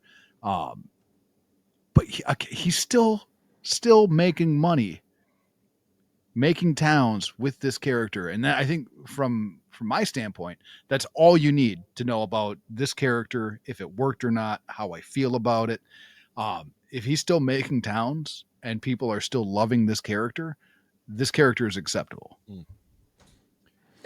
Yeah. And I think in the context of pro wrestling, like people don't care if people do this for movies or TV shows. You know, they play somebody with a certain ailment. So to me, it's fair game. Like, you know, if it's not good, people are not going to react to it, and then it'll be off TV. But people were into it, so I think it deserved a spot. And I think, you know. Yeah. I mean, they got that one show with that doctor that's a superstar, Jimmy, right? I'm unfamiliar. Is Yeah. this, Grey's Anatomy? No, I don't know. Some doctor show, and the guy's a full-on superstar. Not So, allowed to be doctors? I mean, I don't know if he's supposed to call him they or not. I don't know what the rules are. But I think that, like, you know, if that can be on TV, why can't old Eugene be out there? And he's like relatively tame with it. He's not like, you know, I'm not going to do it, but like, you know what I mean? You were going to do it. You were going to do the superstar salute. He doesn't he doesn't do the double T special, you know, when he does that impression. I just love how he's just a classic hardcore wrestling fan. Yeah. At heart, you know, and you see him in his move choice too. You know, it's like you were talking about hand job, Kyle. Just straight out of the 50s. You know, with that fireman swing, the atomic drop, just stuff you love seeing. Yeah. And Junkyard Dog, everything. Lady of the Lake. He's a very eclectic moveset from this Eugene. So, and Regal comes out there. He was like banned from ringside, I think, during the match. yes. But he comes out and they celebrate and they have some comedy gags between the two of them. And Great pairing. Yeah, I love that dynamic. for sure. Like Regal he was like the babysitter for Eugene originally, and then Regal didn't like it, but then he like slowly like started to The fucking Yes. training videos of Regal training with Eugene is some of the most like classic comedy gold that Regal has ever put on tape. Like just the reaction of when Eugene gets it and he's, my goodness, he could wrestle. it's an interesting accent you did there. Oi! I can't. It's fine. But yeah, no, so good stuff all around there. Eugene and Coach, potential match of the night, but or maybe not. Maybe it's this next match. We got the World Heavyweight title on the line. The champion, Chris Benoit, defending against Kane. Not a lot of build to this. Kane just won a battle royal to become number one contender. That was it. Benoit was busy being tag champions with Edge. Kane was busy impregnating Lita. So they both had kind of their own things going separately. But now we're here. One-on-one match. World title. I thought this was better than I remember it being. I haven't seen this match in a while. It took a while to kick in, but ultimately I think this ended up being a pretty damn good match. What do you guys think? You felt like it took a while to kick in. Kane, like at the beginning, it was like goofy Kane stuff. It's just like, you know, the Kane deal. Right, but you didn't like that Benoit came out and just took the fight right to Kane? I did particularly note the intensity at the beginning was great. Chops. I mean, even just like the face off between the two, I was like, oh, this is good shit. Yeah. Then it kind of went to a lull for a little bit, but I think most of the match it hit for me. I thought this was, I mean, Benoit is amazing. Like his offense is so outstanding. But then the way that he bumps, it's really easy to pull sympathy. So like he works both ways. The guy's a fucking pro. I got lost in this match quickly and enjoyed the hell out of it. Like it's one of those matches, like I tell Duke all the time on our show. If I notice that I'm not taking a lot of notes about a match, it's because I'm fully invested in what I'm watching. And this is one that I was fully invested in what I was watching. Out of the gates, Benoit stepping straight to the monster, right? And there's a sizable difference. And like to Duke's point earlier, Benoit's already, he's taken the tumble. He's been in a match. got thrown to the steps, had that reciprocating orgasm spasm. So Sure. he is taking the fight to Kane, which makes it that much more intense to me in the grand scheme, right? So I was fully invested in this match, fully. Man, first thing I noticed was Kane's teeth are looking a lot better than they did during our last season of the show. Your last was Kane in your. He was Last a season? dentist. That's Last right. time around. That's right. Yeah. Yeah. Interesting. Yeah, and definitely.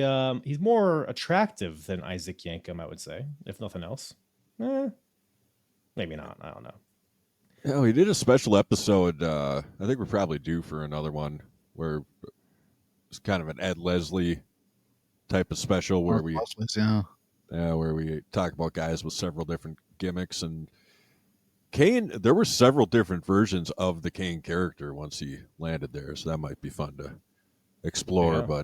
But I also dug this match. Lots of good power offense by Kane. We see a sharpshooter from Benoit. That was cool to see. Hell yeah. And then like a couple of sets of 3 Germans in a row.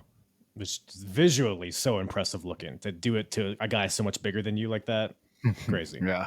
I think one of the best parts of this match, though, and I forget exactly where it was, but my wife came downstairs while I'm watching it, taking notes, and JR says he heard it, he saw it, and my wife chimes in with like this partial JR type of an accent for no apparent reason, and she goes, "Heard it, saw it, Benoit it," and then she goes, "Uh-oh." And then she goes, "Write it down." And I said, "Write it down." She goes, "Yeah, heard it, saw it, Benoit it. Write it down." I said, "You got it, man." And that'd be rolling pretty good. Didn't expect Put that on a one. t-shirt. Yeah. But no, yeah. I mean, you good?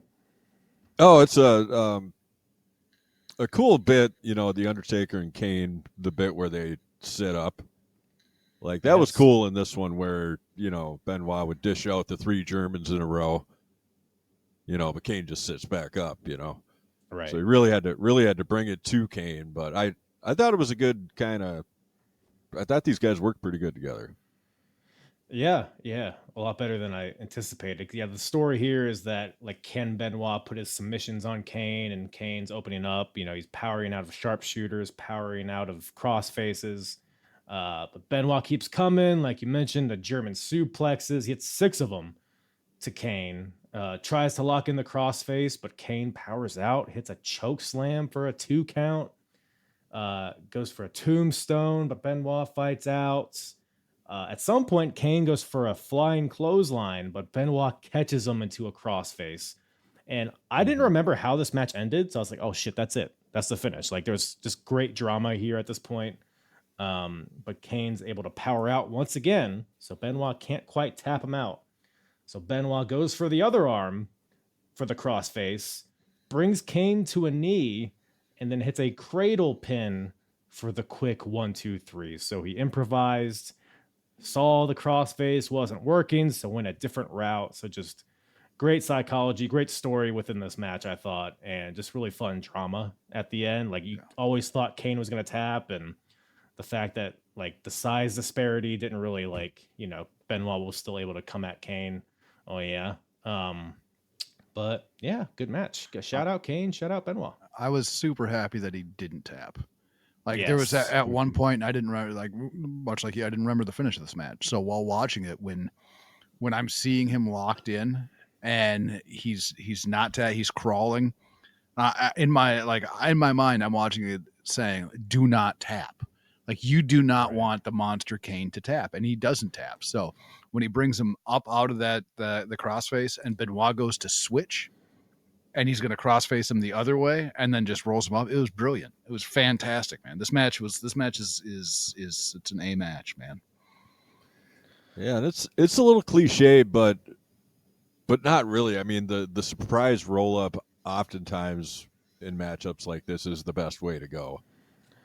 Yeah. especially with how they built it up. Like that was pretty much his only option to win the match. Yep. Loved it. But then Didn't love the next part. about When he Todd gets on the Grish. mic. Yeah. Dude, I don't remember them ever doing this. This might have been the one and only time where right after the match, it's very like Joe Rogan-esque, like in UFC, where it's like the fight ends and they immediately interviews the winner. So we got Todd Grisham pretty much doing that as Benoit walks backstage. He's like, all right, Benoit, I got some highlights for you to watch on this screen. Anyways, what you? And I'm expecting like a run-in. I'm expecting like somebody to attack him from behind, but nobody does. He's just literally just like, oh yeah, so I had him. Kane's big, so that was tough. And I am for real. that was the best. That was the best fucking part of this hunk of shit. So it is too. Like, all right, now watch this clip. And he's like, well, Kane's out there, tough competitor. We know what he's a monster. That's what they call him. The big. He's a machine. He's a big red machine. But it's gonna take somebody like the Rabid Wolverine to take him down because Rabid Wolverine is for real. Now, Chris, let's watch you put him in the sharpshooter here. Well, Kane, he's a big man, he's a machine, so he's got mechanic legs, and we knew going into this one he's a tough competitor, and the only way you're going to be able to put down a tough competitor is if you are for real. And I showed tonight that Chris Benoit is for real. Well, let's go to the finish here. Create a creative way to get the win here, Chris. You could shed some light on the finish of this match. I got him in the crossface finally. He's a big red machine. They call him a machine. They also call him a monster. And I had him locked in, and I couldn't quite get him to. So then I switched. And the only way you could switch is if you're for real. So I showed him that I was for real. And then I knew I wasn't going to get him down, so I rolled him up. And the only way you can roll up a big monster like Kane, the big red machine, they call him, he's a machine, is if you're a rabid Wolverine and you are for real. And that's what Chris Benoit is, for real. And then they cut to Todd, and Todd goes, it's Chris Benoit. He's for real. How many times are we gonna drill this son of a bitch in? And it reminded me of a show that I went to where Chris Benoit, looking back on it, it's I don't know if it's sad or fucking hilarious. I'm not sure. I was at a house show and there was a kid, a young boy, and Chris Benoit was his favorite. He had the for real shirt on. He had a for real like headband on. He had for real everything. And he looked at me. He's like, "What? Why do they call Chris Benoit for real?" And in my mind, I'm like, "God damn it! I don't want to fucking talk to this punk." And I was like, and you can't tell the kid, like, he doesn't know the backstory, right? He doesn't know that like people didn't believe that he could be a champion, that he could reach where he like. You could try to explain it, but this little fucking bitch kid, he's not going to understand it. So I just told him, I was like, "It's because Chris Benoit is for real." Like, what do you say? Just refer him to this promo, and he would get it by the end of it. Yes, because they just drive it just home. This, if you're watching on the monitor, that monitor's for real, and so is Chris Benoit, the Rabid Wolverine, is for real. I was like, get the fucking move on. They don't call him a machine for nothing. He's big. He's red. Man, I noticed they're not calling him the Crippler here. Crippler's better than for real. I think he refers to himself as the Crippler. Does he? Yeah, I know he calls himself the Rabid Wolverine. I thought he slipped a Crippler in there. Yeah, I was just gonna say, it seems like he's trying to get this new moniker over, but he doesn't really need a new moniker. No. Like for real, Chris Benoit kind of sucks. It's horrible. He could just go like, "Hey, I'm wearing gear. You're wearing gear. Let's wrestle." Maybe that could have been a sign off. And I'm standing here holding this championship. And that's for real, because Chris Benoit is for real. It's like he just kept trying to end the conversation with Todd Grisham. He's like, "I'm for real. All right. No. Oh, all right. You got another one? Go." Chris, you hit him here with this chop. Well, when you're in there with a guy like Kane, the monster, 7 foot tall, 300 pounds, you're gonna have to bust out the big guns. And if you got big guns, you know who's got big guns? Chris Benoit. He's for real. Starting to think Benoit wasn't right in the head. I'm starting to think. Yeah. I mean, I'm a fan. Not of his home life. No, not of his home life. No, not that part. Oh, interesting. I'm only a fan. Got to be clear about that, man. You don't want Yeah, people yeah. getting the wrong idea. And I'll tell you this, I actually have a Chris Benoit figure collection too. My wife was like, "You're really going to do that?" And I was like, "Yeah, I think I'm going to try and get all the Benoit figures. I'm a fan." Man, you got the whole set. You got a WCW. You got the lat pull down machine. You got them all. You got them all. Well, speaking of hell, For real. Yeah, the scripture, the one that comes with the wine. dogs in the backyard. Chavo Guerrero's there. Oh, he's gonna go to hell. But speaking of hell in a cell, folks. We got the main event on our hands here. Triple H versus Shawn Michaels. Hell in a Cell. My goodness. It's a very prominent match. Some people hate this match. Some people love this match. I don't know where I stand, even after watching it recently. I mean, we all know the history, the DX, and then Shawn comes back, and then Triple H attacks them. They've been feuding for pretty much 2 years at this point, and recently they have both cost each other the world title. So now they have to bring an end to this feud, and I think this actually ends up being like their last big match against each other, unless I'm forgetting anything. But yeah, Hell in a Cell, the culmination of a feud as it should be.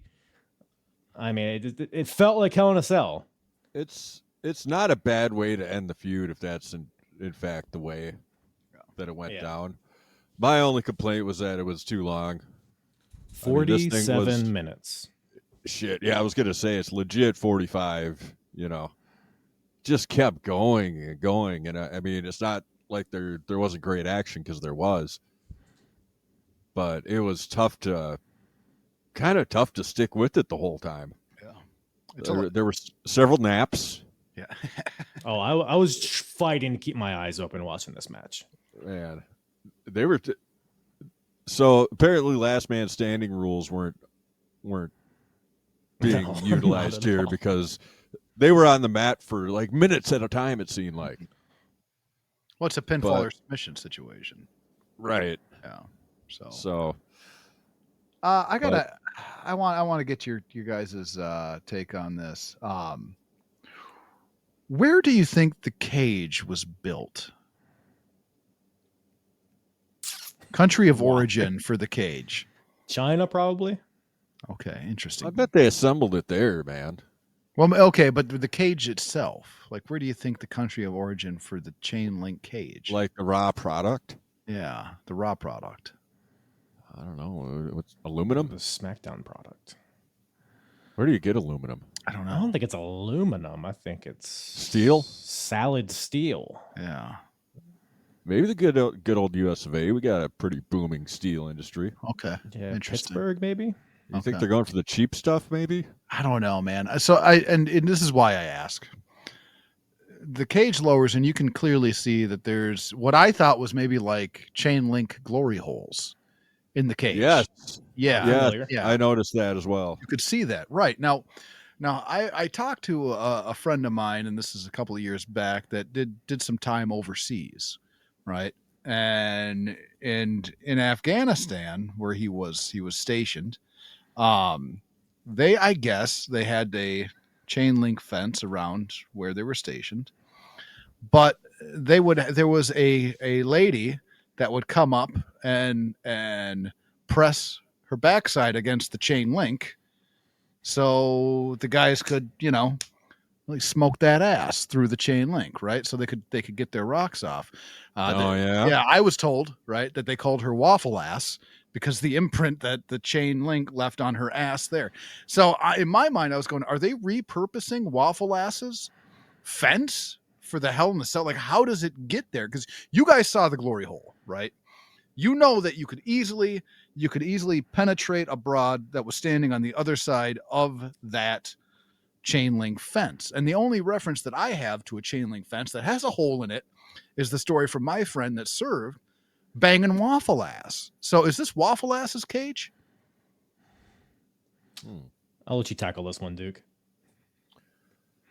Well, I mean, I definitely made a note of that hole in the cage there, and sure, it could be repurposed as a glory hole type of situation. I made note that it's like just big enough to put something in there. Yes. Oh yeah. Oh, yeah. I mean, you could fit a dozen of my cocks through those holes. I don't know what you're talking about. Barely fit through it. But I mean, it didn't get real spicy or anything with the holes. Yeah, nobody got fucked through that hole. No. in the match. From what I remember. Yeah. I remember. Yeah, and you tossed that to old Duke the dumpster. I want to know your take on this hand job, Kyle, because we got a real whodunit here. So you're claiming, just so I have this straight, you're claiming that the cage is an Afghani glory hole ridden cage. Yeah, it's possible. Possible, allegedly. Right. I can't say no. Like, Right. I can't say you're wrong. Right. I feel like you wouldn't need that many glory holes. Well, there's 'Cause they quite were a kinda few all over soldiers. Yeah, but how many waffle asses are there in the world? That's a good point. Yeah, Maybe there's a lot of them. I suppose. You know, a box of Eggo waffles, there's a lot of waffles in there. That's true. Yeah.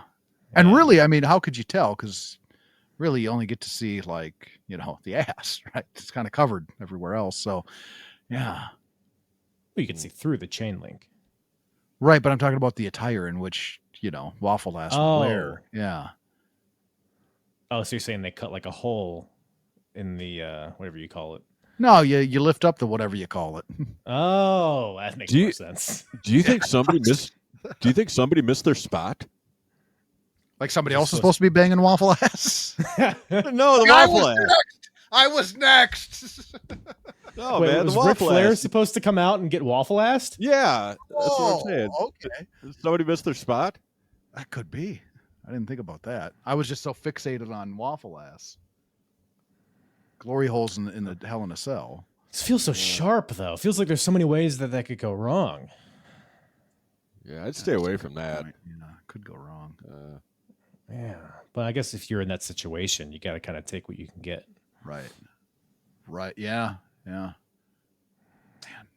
I'm never going to watch a Hell in a Cell match the same again. That's for sure. You're silly me. welcome. I'm like, oh, they're footholds for them to get on top of the thing. No, you're probably right, though. You went footholes for climbing? Yeah. This isn't American Gladiators. Well, the guys have to get up there. They got to hook it to the thing, and then the bing, bong, boop. Then they hook it. They pulley, shooka, but they have to get to the top to connect it. Hook it, pull it, bing, bong, boom, and the shooka. Right. You're talking Waffle Ass. Look, I'm not saying it could be both. Who's to say it's not a dual purpose Open hole? to interpretation, right? All right, I'm with you. Art is subjective, right? But man, Yeah. so these guys bleed buckets here too. So does Waffle Ass. That's what it takes. That's some bad blood for you. But yeah, Triple H just gets busted open like 3 minutes into this. Man, JR says that he looks more like a hamburger than a wrestler right now. I don't know what kind of hamburgers JR is eating. I don't Should know. probably stay Just away got from him. kind of all over this show. You hear JR say shit that doesn't make sense, but sometimes it just really hits the spot, like a good hamburger, I guess. But I guess. Is 96 Shawn Michaels and 96 Triple H, are they both better than this version of Shawn Michaels and Triple H? Because I think that Shawn clearly is better. The 96 version of Shawn is better in ring than this version of Shawn. But is the Triple H version of the 96 version of Triple H, is he better in ring? I think Shawn's closer. I think Shawn is different. I think he's slower, but I'd probably go 96 Shawn, I guess, because his psychology was still good back then. Plus the physical, he could do more physically. Right. But Triple H was also good back then too. Yeah. there's more to Triple H's character now, Yeah. which kind of enhances him as a wrestler too. Okay. I think, with his evil ways and whatnot. Yeah. And I mean, just physically, he's a bigger dude. I was always incredibly impressed how good Michaels was for his second act. Yeah. You know, it could be argued he was better than he was the first time around, which I would say so, yeah. But yeah, they didn't. We just did a 96 season. I don't think they crossed paths. No, and I guess the reason why I ask is I think Shawn Michaels in '96 his in-ring charisma is much better than it is now, especially in this version of the match. And with Triple H, obviously he evolved into the game and what we're seeing in this match. But what we're seeing in this match isn't really character work. It's just like, I'm a bad guy. You know what I mean? Like, there's not much more to him than I'm a bad guy that's going to inflict pain. So the thought crossed my mind was going, okay, are the 96 version of both of these men better than the 2004 version? Because I think the argument can be made. I think this match in particular feels like an unseasoned version of them in 96. Yes. Okay. I think Triple H and Shawn were doing good stuff at this point, but this, I don't know if maybe their feud has just been wrung dry at this point. But yeah, it doesn't really feel, and like, it's a Hell in a Cell match. There's no evolution element. So there's no real heel elements that Triple H is bringing. So there's not a lot of sympathy being thrown Shawn's way in this one. It just felt kind of bland, which is crazy given like the blood and the weapons and the chair shots and the tables and the ladders. But it's just like, I don't know. It feels.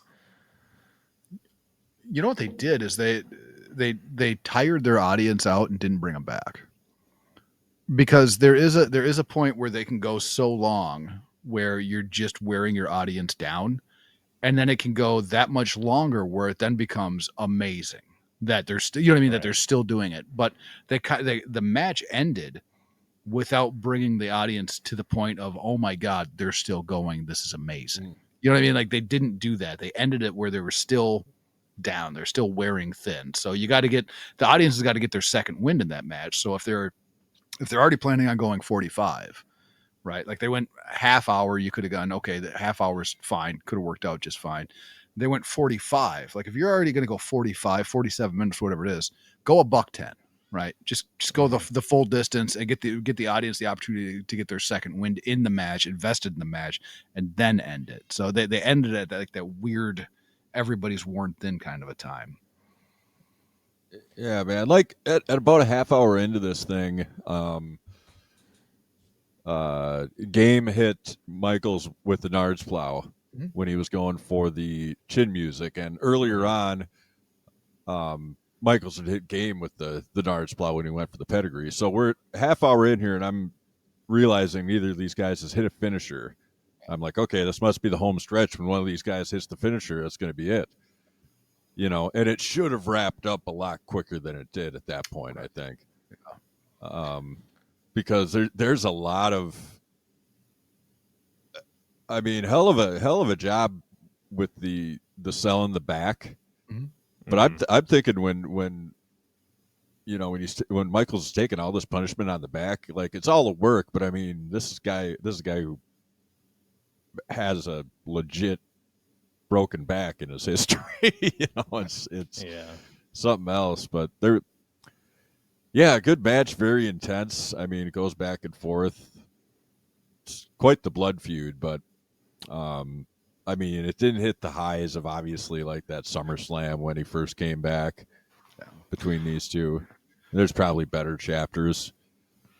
But there's a spot in this match, and I think it's my favorite spot, because Triple H throws HBK into the ring post, right? Classic shoulder spot, right?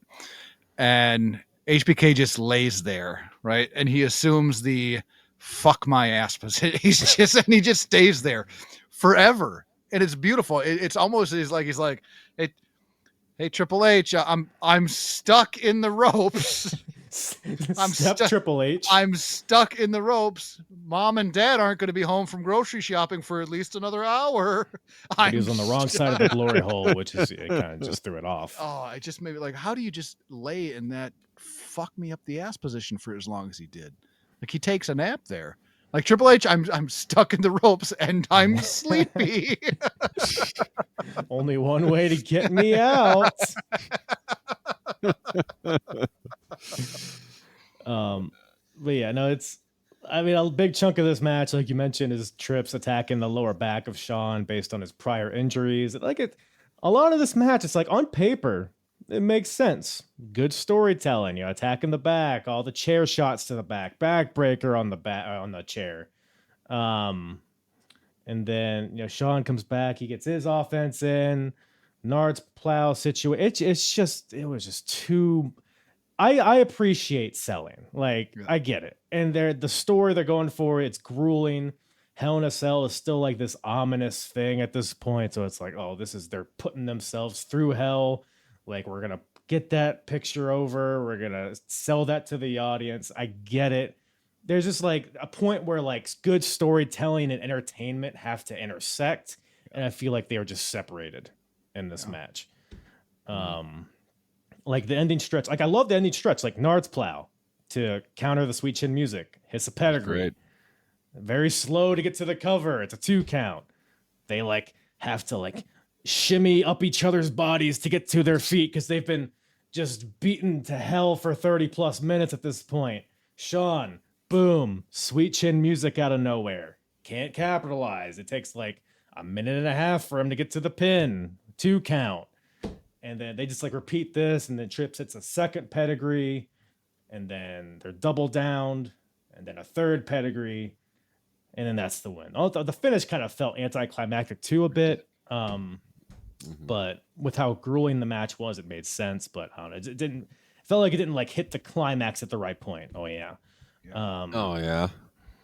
But sometimes less is more because they really did pull out all the stops, the old cliche there, because I mean, at one point they get the table out there, game goes through the table, and then they get the ladder out there and steel chairs, steps, just throwing everything.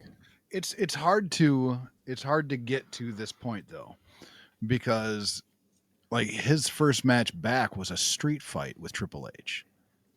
You know what I mean? Like they set it up. They non-sanctioned. Right. They started so high that now they're just trying to get higher and higher for the blow off. And when you start with that unsanctioned street fight, it's hard to climb up to something that's not going to feel, less than where they started. So I appreciate what they were going for, but it didn't quite hit for me. Great. I mean, don't get me wrong. It was enjoyable, but it was laborious to watch. Yeah, that's a good point, because they had the street fight, and they also had a last man standing earlier this year, 7 months before this or whatever, which was probably even more bloody than this match was. And that's still fresh in everybody's mind. So and yeah, them two and Benoit for the title. That's twice. How Benoit got the title. Yeah. Plus they had a match on Raw also for the title. So again, I think this we're tapped out with this feud, which is probably why this is the last one. But good way to end it, though, I guess. I mean, in terms of just it felt grueling. It felt like the last kind of whatever, just empty the tank kind of thing. They both were dead after the match, even though Triple H won. But yeah, 47 minutes. Hell in a Cell. Where do you guys? I think that at this point there's been like 50 Hell in a Cell match. Didn't they just have like the anniversary? It was either the 40th or 50th, something like that. Yeah. Hell in a Cell. Where do you guys rank this one? Is it like bottom half, top half, one of the worst, one of the best? Boy, without having all of the Hell in a Cells in front of me, it's hard for me to put like exactly where it is. I guess you don't want to give it that recency bias, but right. I think it's got to be one of the better ones, I would think. Like I say, even though I think they lost the crowd, they wore the crowd thin. They didn't bring it back. They didn't bring it back to the finish. You got two like first ballot top flight performers here. You know what I mean? Like, these are two amazing competitors in a match where they gave you 47 minutes inside Hell in a Cell. Even though there were times when, like I say, they just straight lost me, and I maybe didn't love the entirety of the match. It'd be hard for me to believe that it's not in the top half. Yeah. Yeah, I think it's probably one of the better ones. I mean, that first one that we covered, that might still be the best one that they've had, Michaels Taker. And that's the other way to end a match like this, is having some big spot where somebody interferes. So kind of pick your poison with the end of it, And I guess the Foley Taker was a whole different kind of thing. Mm-hmm. But I remember hearing them say this is like the 10th one at this show. I think so. That sounds about right. I think Game is undefeated in Hell in a Cell matches. I think he faced Foley in one. I think he retired him. Allegedly. For about a month. Yeah. He's faced Jericho. He's faced Nash. The Nash Hell in a Cell is actually really sick if you guys ever want to revisit that. But yeah, he did, though. He was saying he's never lost Hell in a Cell, but 2000, 6-man, he did not win that match. Oh, good point. Yeah, I guess he did. Technically, he didn't get pinned. Yeah, but he did not win it. So I guess you could say he didn't lose. That's the one where Quiche goes off into the flatbed with the hay, right? Sure is. Yeah. The hay. Yeah. That's a 6-man too. I mean, right. It's not a one-on-one contest. All right. Well, they can utilize all the glory holes in that one, so that made sense for that. That does make sense. Yeah. Right. There's probably a bunch of hay in Afghanistan. Like, it all ties together. I like really that. Think about it. I like that. We're not so different. Starting to think. None of us kind really. Of the same. Yeah. Let's focus on our similarities, right? Yeah. Right. I like that. We all love a chain link glory hole. And you know what else I love? Is you two fine gentlemen. Appreciate you once again hopping aboard, talk some old school wrestling. And where can everybody find you in the Year of Duke and Rogue podcast? Well, that's a good question here, Handjob. So when does this episode drop? This will drop next Wednesday on the 22nd. On the 22nd. Now, Duke, I'm going to ask you, our preview episode, that doesn't come out until the 27th, does it? That sounds right to me. Yeah, look at that. Well, Handjob, I can't spoil it for the listeners. We just wrapped up WrestleMania. God, what was it? 11 to 12. 11 to 12. Yeah. Yep. So we're gonna hop back in the time machine, and I'm not gonna tell you where we're going. You can find out where we're going on Monday, October 27th. Can we get a hint? Yeah, I'll give you a hint. Yeah. It's going to be a shorter run because we don't know what's happening with the catalog. It's a shorter run because we don't know, but the characters will be big.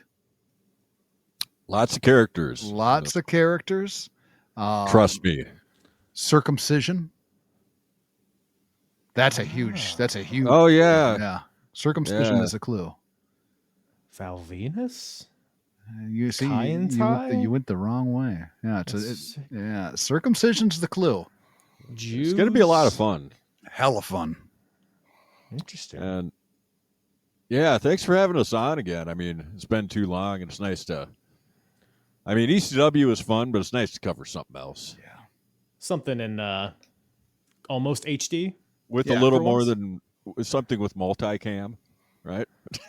not just the one handheld at ringside. Yeah. You don't like a grainy Todd Gordon versus Bill Alfonso match from the crowd? There's a little bit of charm to it. Oh, I guess, yeah.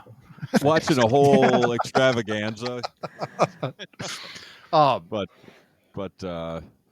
yeah, so we'll be back with a brand new season coming up. We got our review of season 8 posted right now, and yeah, we're already 9 seasons in, man. Yeah. lot of episodes, a lot of time. You could check us out. It's at Gorilla Brain Wrestling Podcast, man. Just look up Gorilla Brain Wrestling Podcast. You'll see me and Duke. You're Duke and Rogue. Obviously, Tropical and I. We do the Tots Pod. Also on the Shining Wizards Network. You can find us there. You can find me every Monday night on the Shining Wizards Live. That's 7 Eastern, 6 Central. Me, Handsome Kevin, the Servant of Pleasure, along with Double T and Brundlefly and Tony, doing all good kinds of things. But you'll see, Handjob. You'll see. We're heading the time machine. Circumcisions. Well, I guess it could go forward. I guess the time machine could go either way. Time machine can go forward, and it can go backward. Well, now I'm all scrambled here. Now I don't know what's happening. Yeah. The only way is time machine can't go sideways. Oh, that just bent my brain there for a second. Yeah. Man, I might need to go find myself a metal glory hole and figure all this out. Gotcha. Where is it? It's in Afghanistan. Come find me there. Okay. Is it a one-way ticket or round trip? Oh, man, we talked about this. I think Afghanistan is one of those spots that got a hard time going to. Can't go. We got a pretty strong passport, but I think Afghanistan's on that short list. Gotcha. Gonna have to sneak in there. What if you just wanted to buy like a lot out there? You think that's going to be a hard thing to achieve? What if you want to buy a little?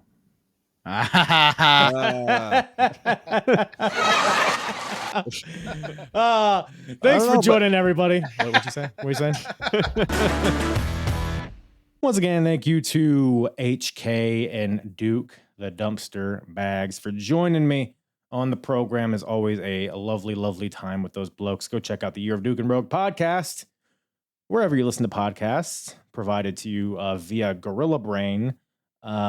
Speaking of brain, give me some brain, why don't you? Just kidding. I assume everybody's tuned out at this point, so I can just say anything. I can go on a full racial tirade if I wanted to. And let me tell you something about those Irish. Yeah, that's how you expected, right? I'm mostly Irish, so I can say that. Contrary to popular belief, a lot of people think I'm like Samoan or Hawaiian or African American. But none of those are the case, as far as I know. Anyways, what are you guys still doing here? Go ahead, the show's over. Go, leave. Fuck, Klingon. Anyways, appreciate you guys tuning in. Love you. Big smooches all around. Mwah. Yeah. I'm hard. It's the hardest. Talk around and disregard it. Strip you off the ground, show you what heart is. Standing strong and proud, nothing can knock it. Let's get it started. It's the hardest. Talk around and disregard it. Strip you off the ground, show you what heart is. Standing strong and proud, nothing